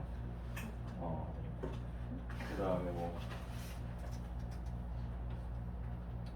그 세상의 종말은 헐리우드식으로 갑자기 오는 게 아니라 일상적이고 평범할지도 모른다는 생각에서 지루한 재앙. 이러한 새로운 단어들을 조합해서 만들어내는 이거 자체가 퍼포먼스이기도 하고 정말 기후 변화라는 게 무엇인가를 사람들 생각을 하게 하고 그러는 거죠. 근데 생각을 해보면은 이 사무국 이름이 언어현실 사무국인 거잖아요. 어떤 게 현실이냐를 묻고 있는 거일 수도 있어요. 기후 변화라는 현실을, 팩트를 우리는 제대로 이해하고 전달하고 있는가? 또 지금의 언어가 이걸 담아내고 있는가? 이 스탄고를 통해서 기후 변화라는 현실은 무엇인가를 환기를 하는 거죠. 에코푸퍼라는 표현도 있습니다. 네, 에코푸퍼. 푸퍼가 파티 푸퍼. 눈치 없게 파티에 가갖고 망치는 그런 사람, 여러 가지 망치로 망치는 사람들. 예컨대 매번 우울한 환경 이야기만 꺼내갖고 분위기를 주는 그러니까 내가 그런 사람은 아닐까 그런 얘기를 하는 거죠. 근데 이 사람은 휴 샌더스는 그 기후 시위로 이제 돌아옵니다. 2019년에 뉴욕 로펠러 센터 스케이트장에서 이제 멸종 반란하고 다이인을 해요. 그러면서 여전히 들어온 거예요. 더 지칠까봐, 너무 몰두할까봐, 이런 활동만으로 충분하지 않을까봐. 그렇지만은 멸종 반란의 제2 원칙은 텔더 트루스, 진실을 말하려요. 이것 때문에 난 돌아왔다. 그리고 계속 어떻게 대처해야 될 것인가를 고민하고 얘기를 나눈다라는 거죠. 그래서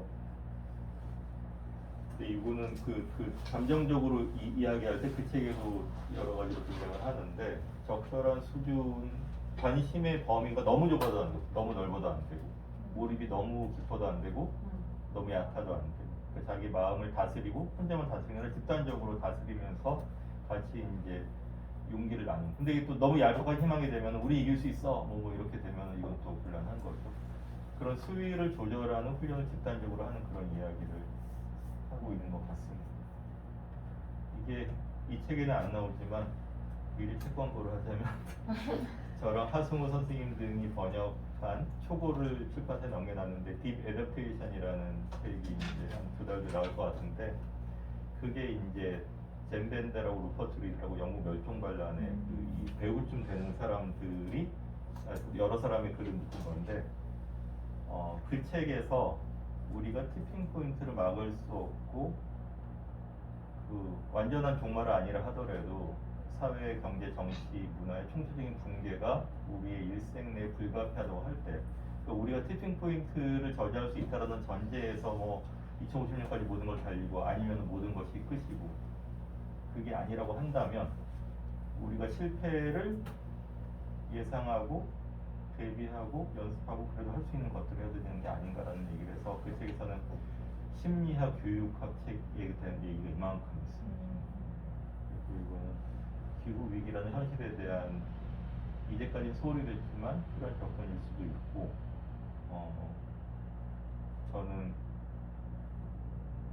이 책하고 그 책이 이런 글들을 통해서 일상에 연결되지 않는가 그런 느낌을 받았어요. 그래서 이게 너무 오르와 나스잉으로 이렇게 몰두하거나 시달린다고 기후 변화가 충분히 제대로 펼쳐지는 것도 아니고 사람들한테 변화에 필요한 자극이나 용기를 주는 것도 아니고 그러나 기후 위기가 다른 위기와는 달라서 굉장히 장기 지속되고 예상할 수가 훨씬 더 깊고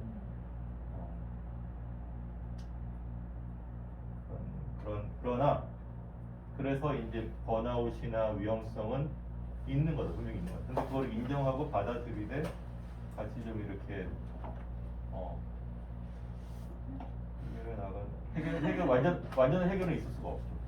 이게 맨 마지막 그 주제이기도 해요. 모든 걸 구할 수는 없다라는 거. 묵직하지만 피할 수 없는 이야기를 던져주는 분이 더 있어요. 너무 슬픈데요? 결말이 너무 슬픈데요? 아니 그 슬픈 정도가 아니라 엄청난 우울해요. 좌절을 받아들이는 단계가 필요하다는 거죠. 안 그러면은 힘내라 할 수 있어. 그러면 우린 끝났어 밖에 없다는. 제가 이 연구소에서 담당하고 있는 것 중에 칼럼이 있는데요. 그 칼럼을 하바르 명분이 이번 주에 칼럼 쓰실 차례입니다. 칼럼 언제까지 주세요. 이렇게 사람들을 재촉하는 게 저의 일 중에 하나인데 그 작년에 칼럼을 그만둔 분이 한 분 계셨어요. 근데 그분이 그만둔 이유가 자기는 더 못 쓰겠다고 했던 이유가 자기의 글이 너무 무력한 것 같다는 거예요. 그러니까 이 기후위기가 이렇게 일어나고 있고 너무너무 심각한데 내가 이렇게 글 몇 장 쓰는 게 무슨 의미인지 잘 모르겠다고. 그래서 자기는 이 글을 쓰는 게 너무나 그러니까 무의미한 것 같다는 거예요. 그래서 이거를 쓸 수가 없다고. 그래서 저랑 이렇게 막 얘기를 하고 그래서 결국은 이렇게 그만두기로 했어요. 2번인가 쓰시고 그만뒀거든요.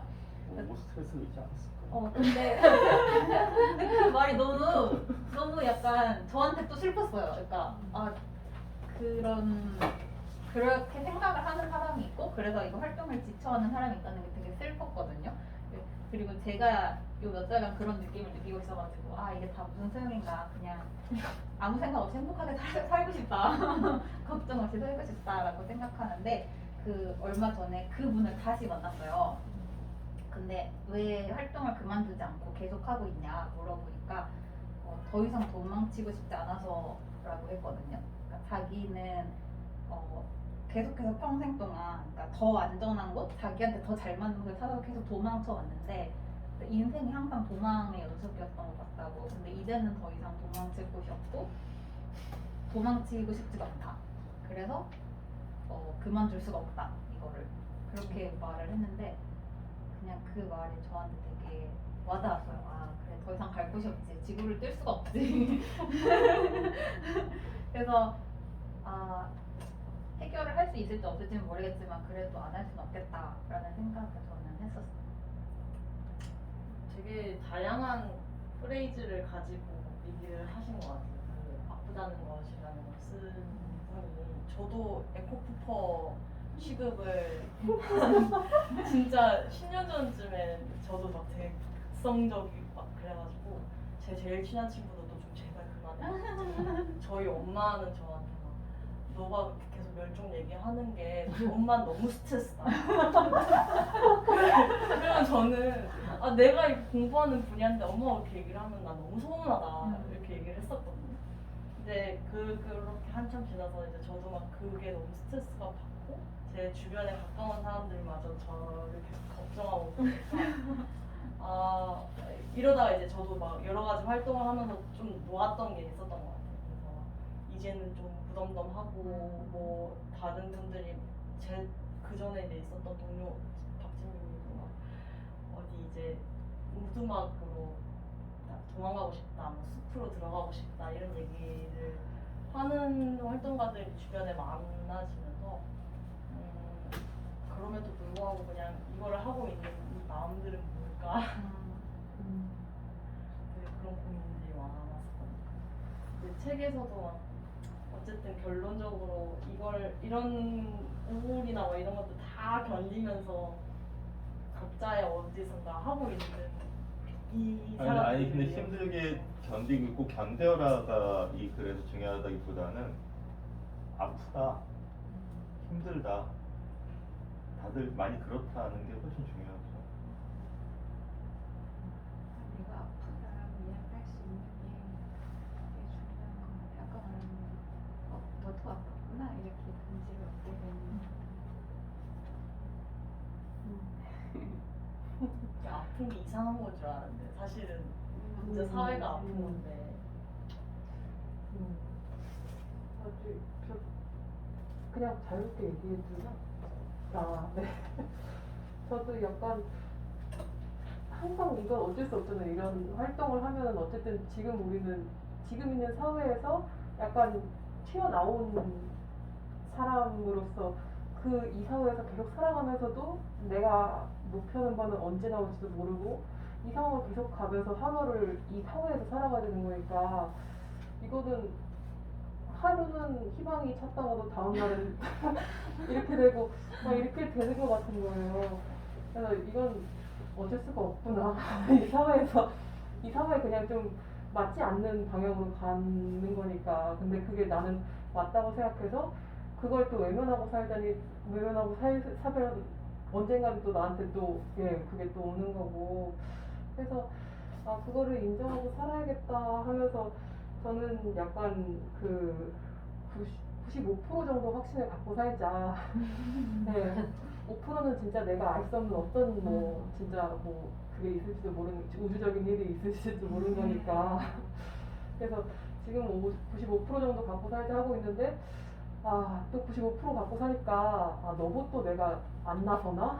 약간 또 이 생각도 들고 되게 뜨뜻미지근하게 너무 가고 있는 거 아닌가 막 이 생각도 들고 해서 이렇게 왔다 갔다 계속 이렇게 좀 너무 뜨뜻미지근한가? 그럼 좀 더 하고 너무 했나? 그러면 또 조금 뜨뜻미지근해지고 이거를 그냥 평생 가야 될 것 같다는 생각이 지금 좀 들어요. 그래서 저는 이 책이 초반에는 오히려 어떻게 하면 좋을지 뭐 이렇게 좀 이게 희망이 안 보인다는 얘기가 나왔던 것 같은데 전 이 책에서 오히려 이렇게 좀 절망스러울 때 뭐라도 해보면 되겠구나라는 거를 너무 지나치게 사람마다 주고 있어서 너무 지칠 수도 있겠는데 한 힘들 때 한 두세 개씩 꺼내보면 좋겠다.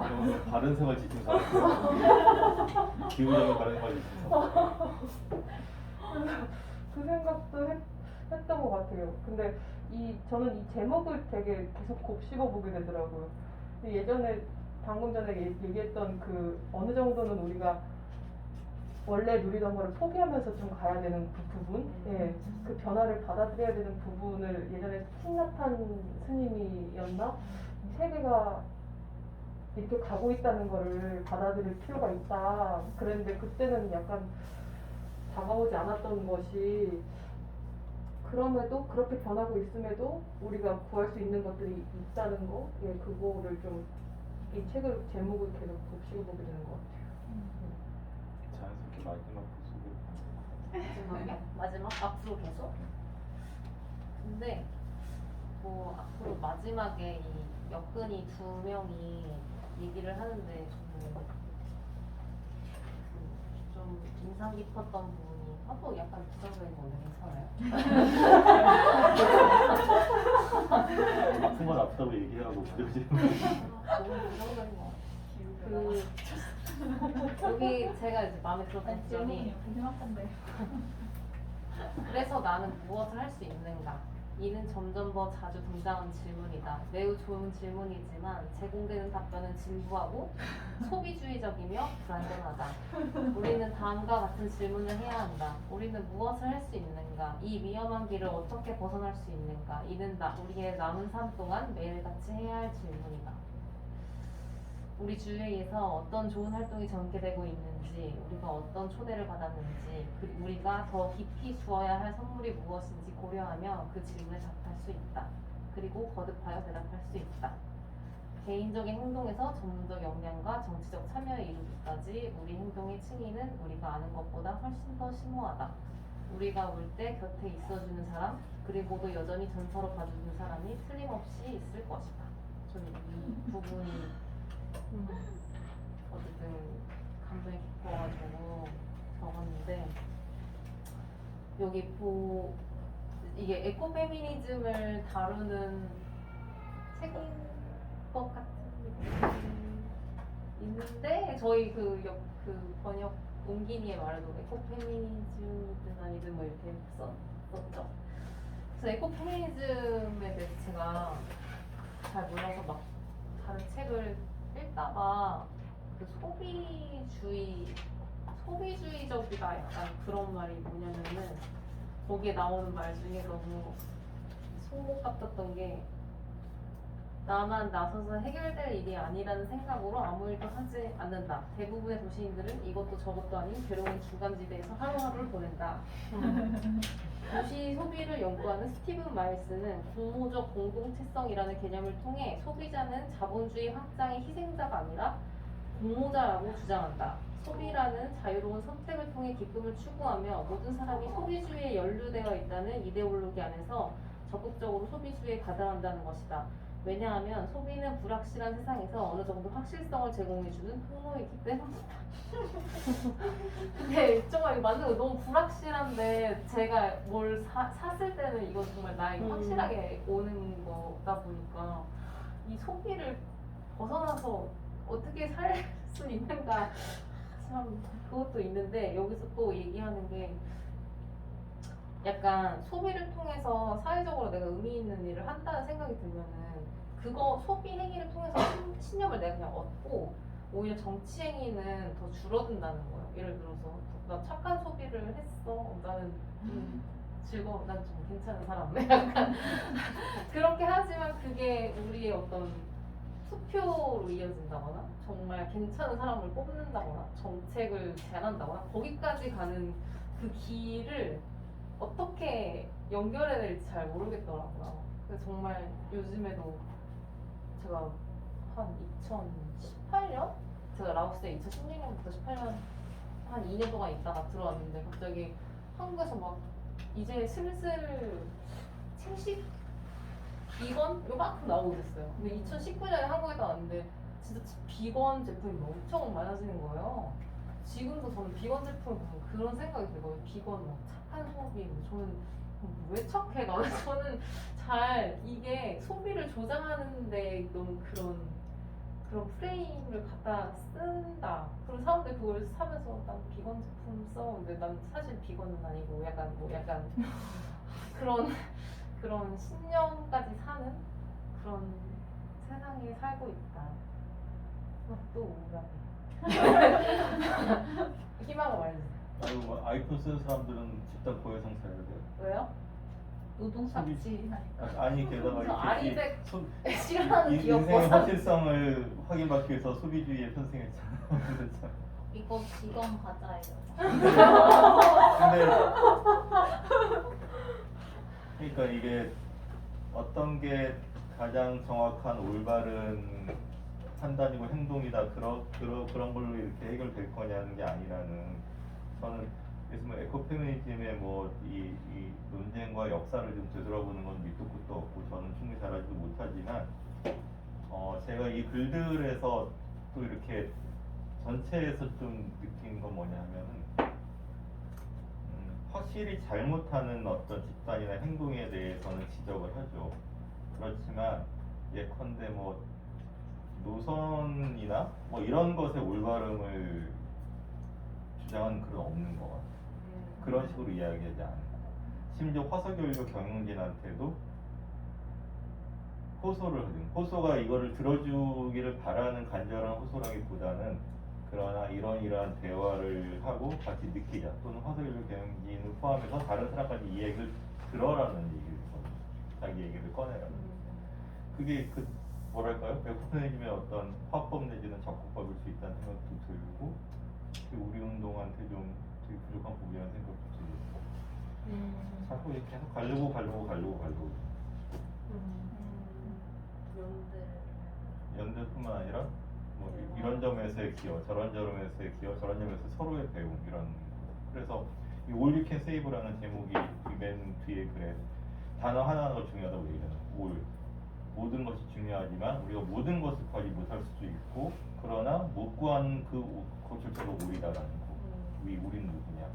혼자가 아니고 공동체수 연결이 중요하다는 거고 can 할 수 있다는 어떤 역량, 확신, 서로의 북돋움. 근데 save 구한다는 건 뭐냐? 100% 회복 못 아닐 수도 있다는 거예요. 그러나 작은 차이가 정말 작은 차이가 아니고 등등등.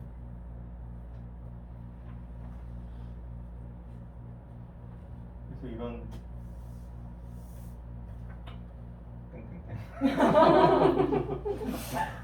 영혼 있는 마무리. 이런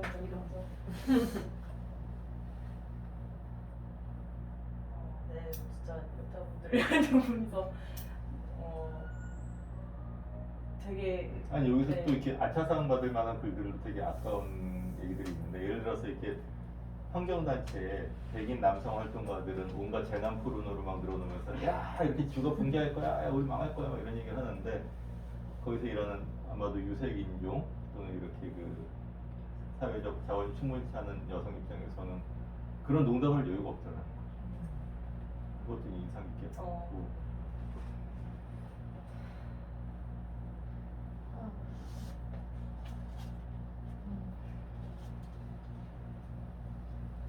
말을 들으면서 내가 구할 수 있는 게 아니라 내가 포기할 수 있는 게 뭔지를 생각했거든요.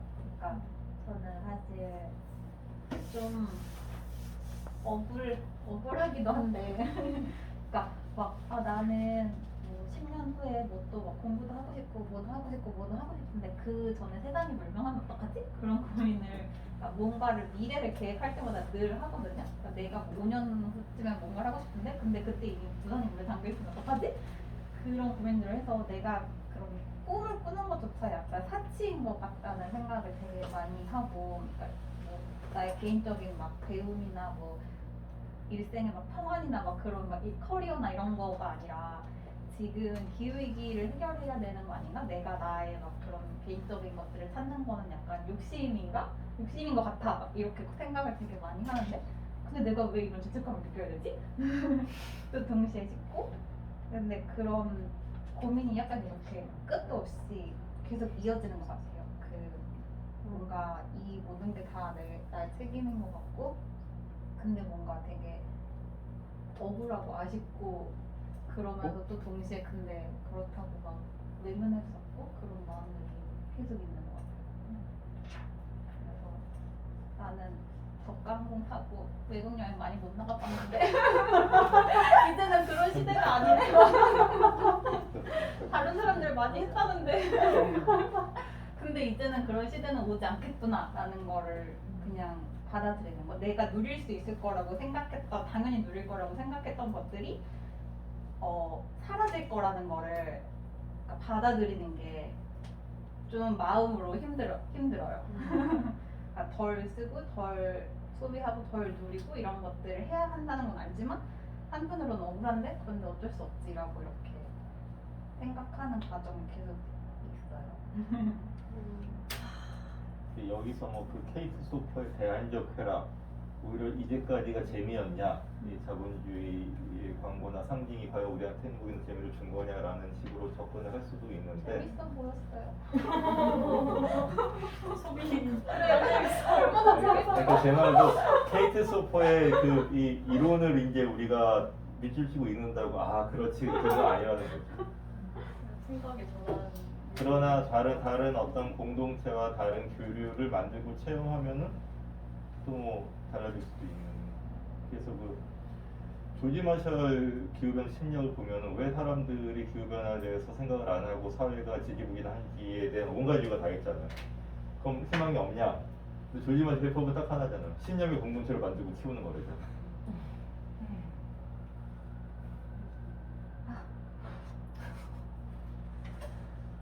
답답하네요. 맞는 거 같아.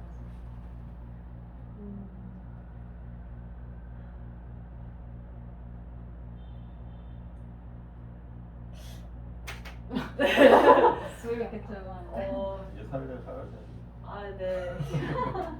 굉장히 좋은 글들을 많은 좋은 글들 속에서도 이제 또 특별히 소개를 공유하고 싶었던 걸 공유를 해주셨는데 오신 분들도 이 얘기를 들으면서 어떤 감정을 가지셨을지 또 혹은 이 얘기를 듣기 전에도 어떤 마음가짐으로 기후변화에 대해서 뭐 생각을 하셨을지 아니면 나는 어떻게 살아야 되는지 그냥 단순한 질문부터 그런 얘기를 한마디씩 정도 나누고 마무리를 하면 좋을 것 같은데요.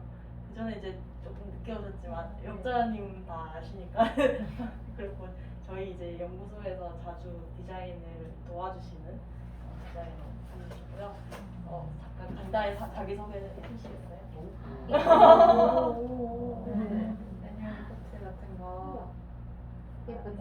찾으셔서 작업을 했었습니다. 예림이라고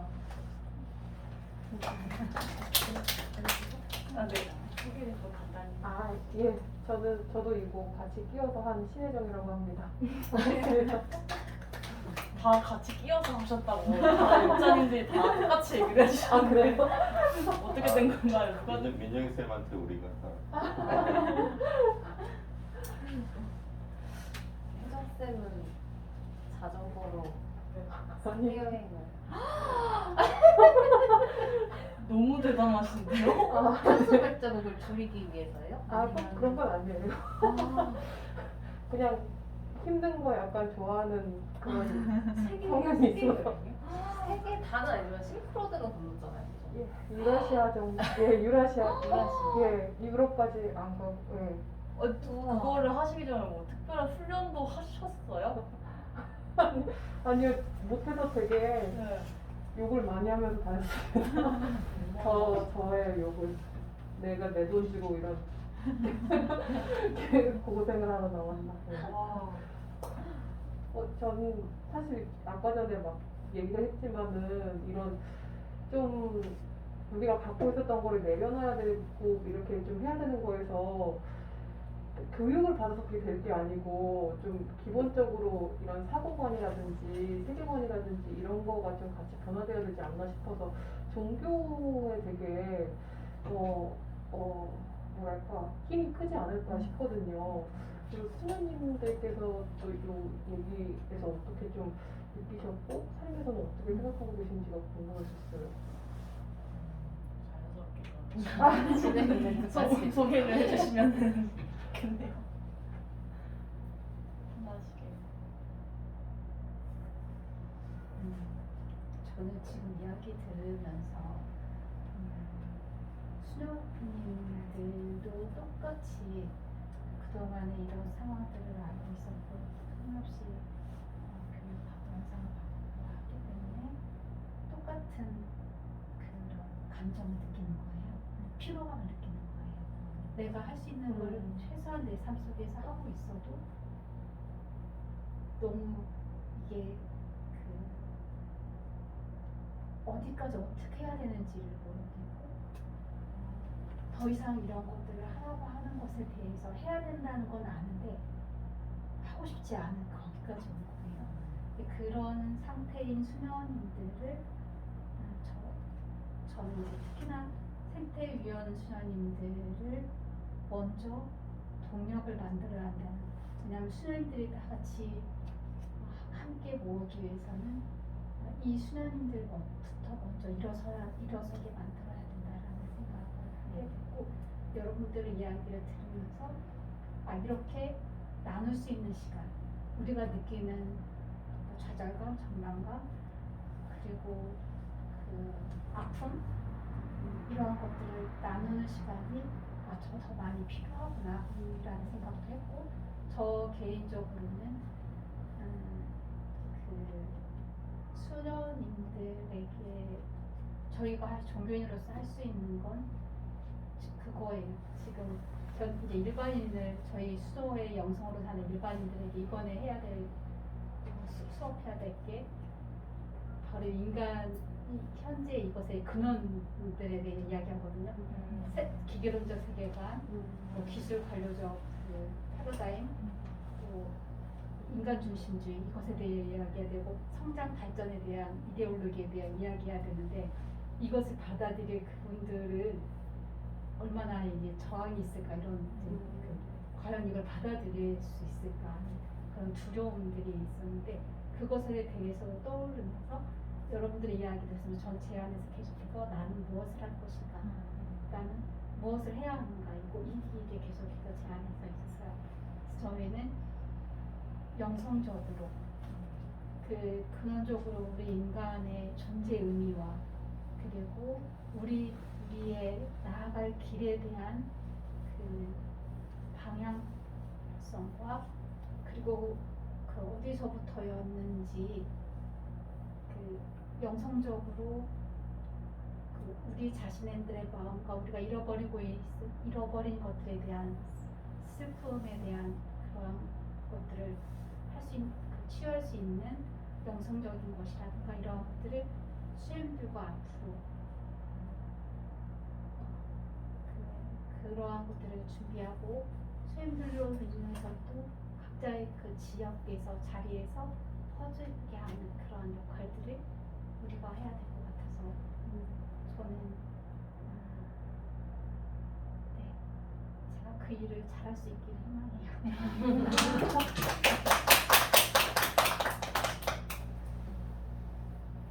선생님이 지금 현재 하고 있는 게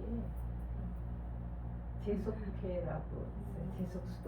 그러니까 이렇게 혼인생활 하는 분들이 수도 여정을 함께 하려고 하시는 분들을 그 담당을 같이 하고 그거를 얘기를 하고 그런 측면에서 제가 들으니까 해야 되는 거 없이나 저는 사실 사회복지 현장에서 있으면서 참 많이 지금 그 여러분들이 느꼈던 그런 한계, 좌절, 인간의 한계뿐만 아니라 사회 환경적인, 제도적인 혹은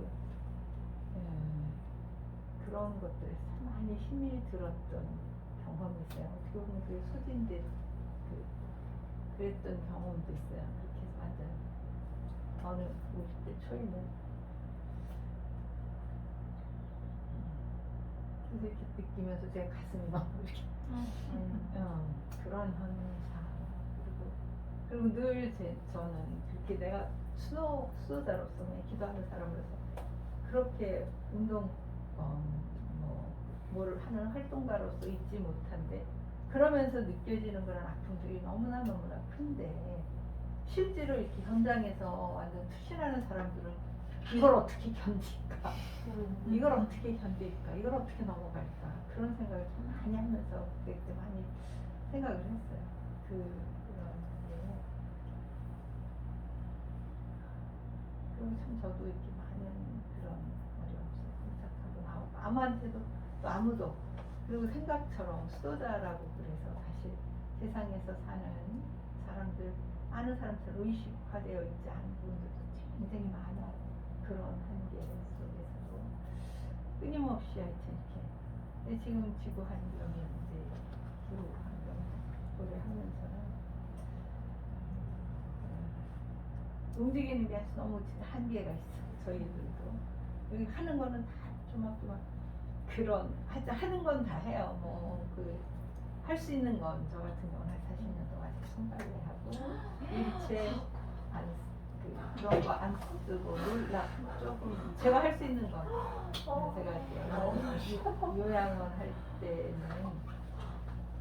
청기저귀 안 쓰기 그거를 이미 쓰고 있는데 그걸 바꾸는 작업 그래서 청기저귀 아니라 일회용 안 쓰기 좀 어려웠지만 서울에서 거기 한 군데 있어요. 청기저귀 쓰기 위해서 다 했어요. 모아진 돈 1억 들여서 기계화 하면서 그리고 하여튼 그 의식화 내가 할 수 있는 한은 그래서 아까 말씀하신 편리받으셔서 그거를 제가 한 7, 8년 전부터 전체 회의 때마다 했었어요.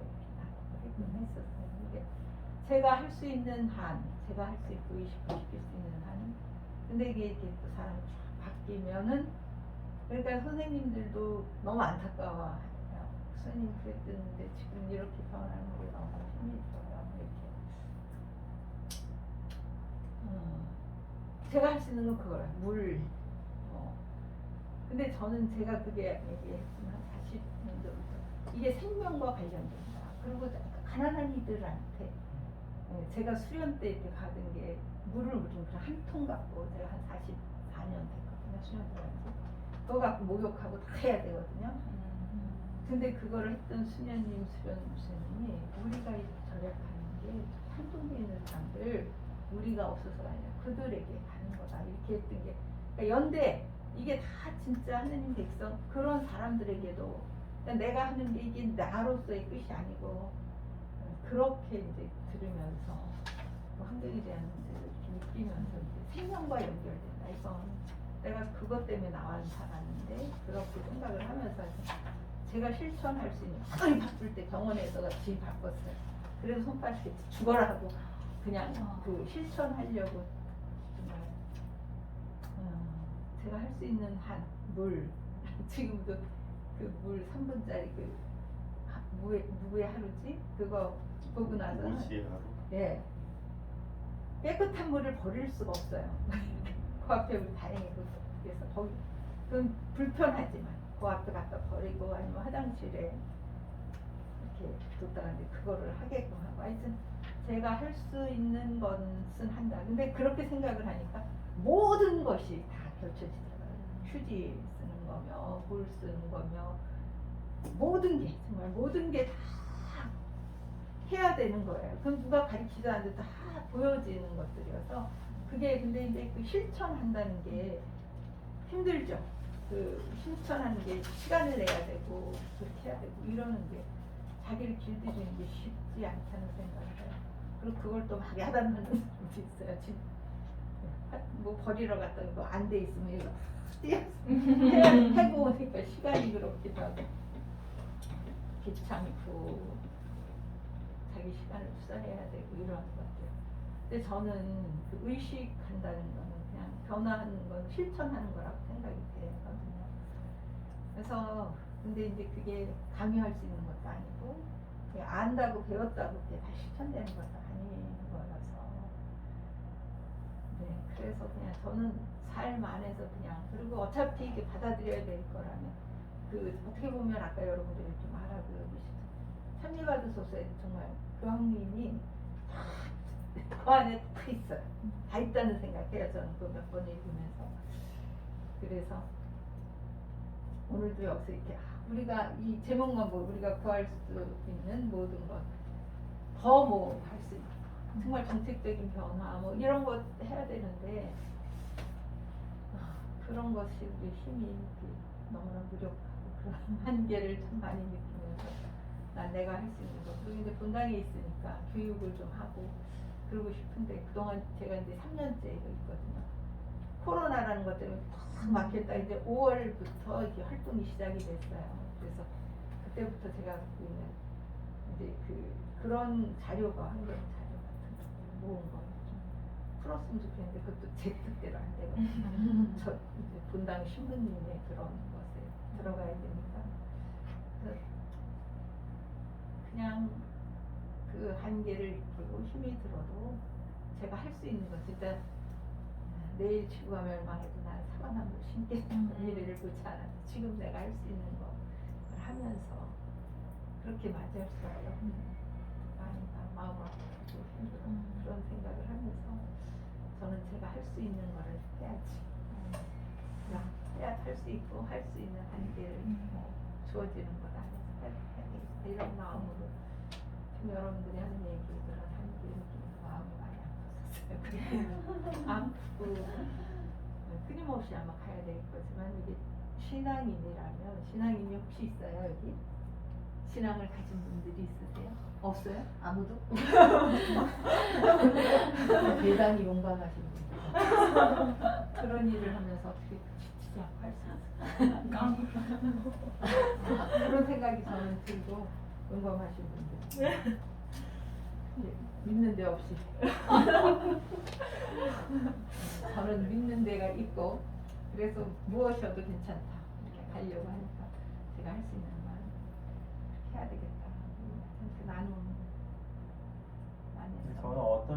이거를 선택은 안 하고 있지만 거꾸로 접근이 되는 것도 있는 것 같아요. 아, 이런 얘기를 이 종교에서 이렇게 풀어냈었던 거구나. 이렇게 사람들이 움직여야 하는구나. 그게 다 통합적으로 좀 저는 느끼고 보이게 되더라고요. 그 아까 말했듯이 다 진짜 이게 자연도 그렇고 다 하나님 말에 이게 돼요. 그렇게 연계가 돼요. 아까 가난한 사람은 어쩔 수 없이 이 기후 환경 속에서 기후 문제고 제가 이제 독성폭 상담 소장도 있었어요. 일산민구 센터장도 했고 쉼터도 했고 그 상담하는. 하여튼 인간들의 이런 한계도 그렇고 이게 세상에 일어나는 이런 것들이 다 그래서 그걸 진짜 알고 보고 느낀다는 게 많은 걸 통해서 그게 참 쉽지 않아요. 근데 다 연계돼 있다는 생각이에요. 저는 그것하고 한 사람이 우주 같잖아요. 한 사람 인생이. 그러니까 알아도 못할 수밖에 없는 이 사람 안에 상처면 이게 다 걸그러져 있어서 죽어도 안 되는 경우도 있더라고. 이거와 이거에 따로 노는 거는 이 사람도 몰라. 그게 그냥 되어지는 것들을 그런 것들을 봐도 그래서 좀 도움이 그 신앙의 도움이 참 필요하다는 생각을 많이 하면서 살고 있어요. 하여튼 고맙습니다. 여기 만나서 이런 걸 나눌 수 있어서. 혹시 힘든 여러분들에게 이번 좀 도움이 될지 모르겠다 생각해서 혹시 안 보셨으면 다섯 유형모 아시잖아요? 우리 동양 철학과 서양 철학을 통합하신 분이라고 이 다섯 유형모 박재순 그분이 쓰신 걸 한번 보시면 그냥 그 활동가들에게 좀 도움이 되지 않을까 생각이 들었어요. 오늘 그 이런 거기 신청하라고 우리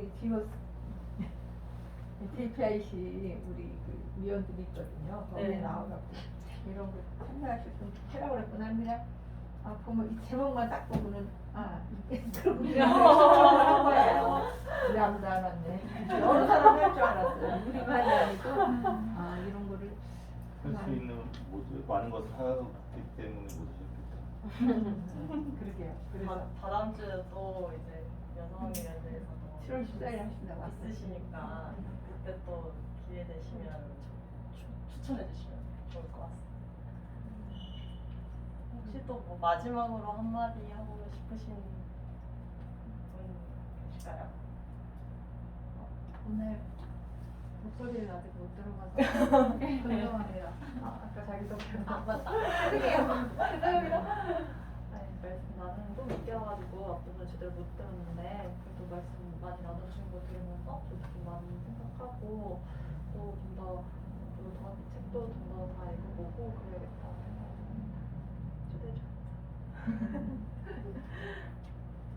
그럼 마지막에 한마디씩 역전님 해주시고 마무리하면 어떨까요? 오늘 어떻게 이 책에 대한 한마디도 좋고요. 어떻게 나는 앞으로 할 거다 이렇게 얘기해 주셔도 좋고요. 이렇게 비슷한 얘기 저는 여러 번 했는데 이게 맞다 틀리다 좋다 나쁘다는 얘기가 중요한 게 아니라 여기서 어떻게 더 쌓아올리고 연결할 것인지 그런 얘기를 해야 될 것 같아요. 너무 얘기가 많고 근데 그 연결을 못하면 해왔던 성과들도 의미가 굉장히 없어요. 개인으로나 조직으로나 운동으로. 제 요즘에 그 키워드가 개인적으로 연결. 선생님은 뭐를 운동 활동 같은 원래 이제 저 저희 시키는 거 다 하는데. 여기 에너지 기술자실 연구소에서 연구 활동을 오랫동안 하시다가 지금은 연구기획위원으로 계시고 지금 또 탈성장과 대한연구소라는 연구소 유령 연구소. 네 소장을 네 누구보다도 적극적으로 활동하고 계시고요. 셀럽이요, 셀럽. 그러니까 기운동판 요거밖에 안 되고. 저는 여기도 나왔는데 사람들이 있는 곳에 가서 사람들을 많이 만나야 된다. 아까 말씀하신 거 나누고 다 우울하고 그러잖아요. 저도 진짜 그런 생각 진짜 많이 하거든요. 그 제가 까미의 시지푸스나 그걸 읽었어요. 시지푸스 형벌 받은 계속 그래. 바위를 올려야 되는데 그럼 뭐가 의미 있냐. 저도 진짜 엄청 한때 번아웃이 와서 어떻게 해야 될지 잘 모를 때가 있었거든요. 근데 그냥 몽키 어떻게든 되겠지 이런 생각으로 살고 있는 것 같은데, 근데 또 그 캐서린 헤리오 그 사람이 말한 것처럼 오히려 시민들이 관심 있는 거에 대입해서 제가 좀 더 쉽게 얘기할 수 있어야 되는데 저는 뭐 에코푸퍼까지는 아니었지만 그래도 뭔가 저도 막 집에서 너무 막 그거 한다고 뭐가 달라지냐. 당연히 안 달라지죠. 근데 그래도 그냥 한다. 그냥 왜냐면은 말로만 만리장성도 쌓을 수 있잖아요. 근데 제가 그렇게 생각하고 그래서 제가 그렇게 행동하면 그래도 주변 사람들은 그래도 뭐 저런 게 있구나라고 생각은 할 수 있지 않을까? 그런 생각에 그냥 꾸역꾸역 사는 것 같고, 그냥 뭔가 맨날 그냥 이렇게 있다가 사람들이 오기를 기다렸던 것 같은데 그게 아니라 그냥 사람들이 있는 곳에 우리가 가서 얘기하는 게 중요하다 이런 생각이 들었습니다.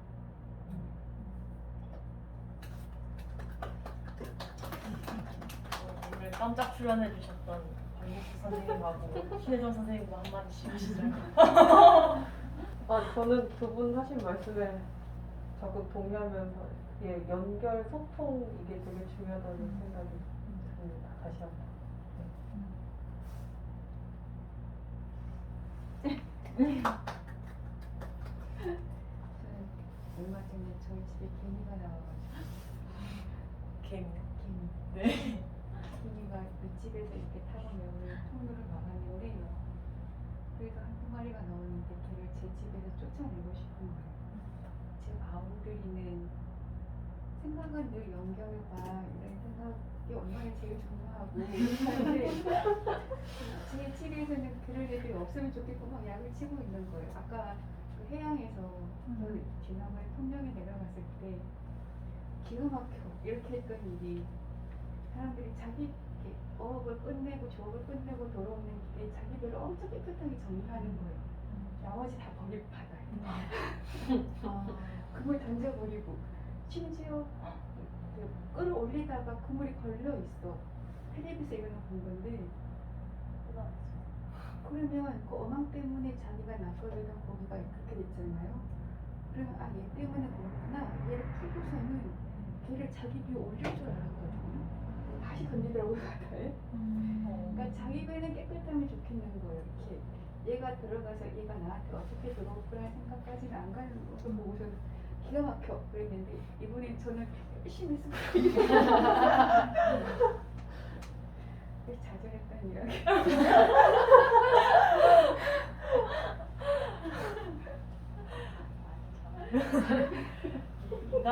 인간이라서 고민이 되는. 박미수 선생님의 남은 이야기를 들으려면 7월 14일이라고. 진짜. 아유, 네, 이렇게 늦은 시간까지 참여해 주셔가지고 또 각자 느끼셨던 귀한 말씀 나눠주셔서 정말 감사하고, 저희도 그런 얘기를 은하님도 마지막에 한마디 하시고 끝내시죠. 제가 너무 저요? 네 지나갈 전 뻔했네요. 말 많이 아 그래요? 안 하셔도 되겠어요. 한마디 하세요. 소녀님 말씀을 들으면서 반성했어요. 제 삶과 나의 말이 되게 동떨어져 있다는 반성을 많이 해서 좀 부끄러웠고 그래서 좀 더 열심히 해보겠습니다. 아유, 네. 어쨌든 늦은 시간까지 되게 감사하고 저희도 많이 힘을 얻고 가는 시간이었던 것 같아요. 그래서 각자의 삶에서 더 힘내서 동료가 있다는 걸 잊지 않고 이 기후위기 시대를 잘 살아나갔으면 좋겠습니다. 오늘 와주셔서 정말 감사합니다. 고생하셨습니다. 일찍 끝나실 줄 알고 식사를 안 하셨거든요. 아니 근데 아, 진짜 뻔하다야. 그러니까 너무 길게 이렇게 해가지고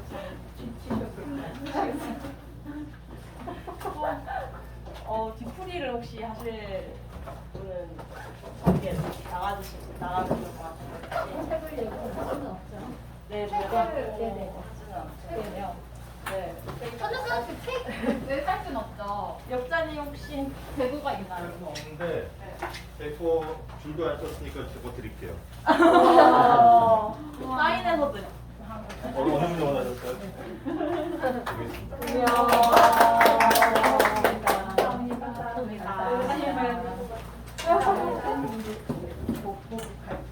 이거 저희 이번에 먹으려고 산 거라서 하나씩 가져갈게요. 괜찮습니다. 여기 딱 5분이 너무 맛있게 드세요. 감사합니다. 너무 수고 많으셨어요. 아이고 반갑습니다. 또 감사합니다. 뵙겠습니다. 안녕히 가세요. 이장님 얼굴이 벗으면 잘 모를 것 같아요. 아. 얼굴 좀 벗어보세요.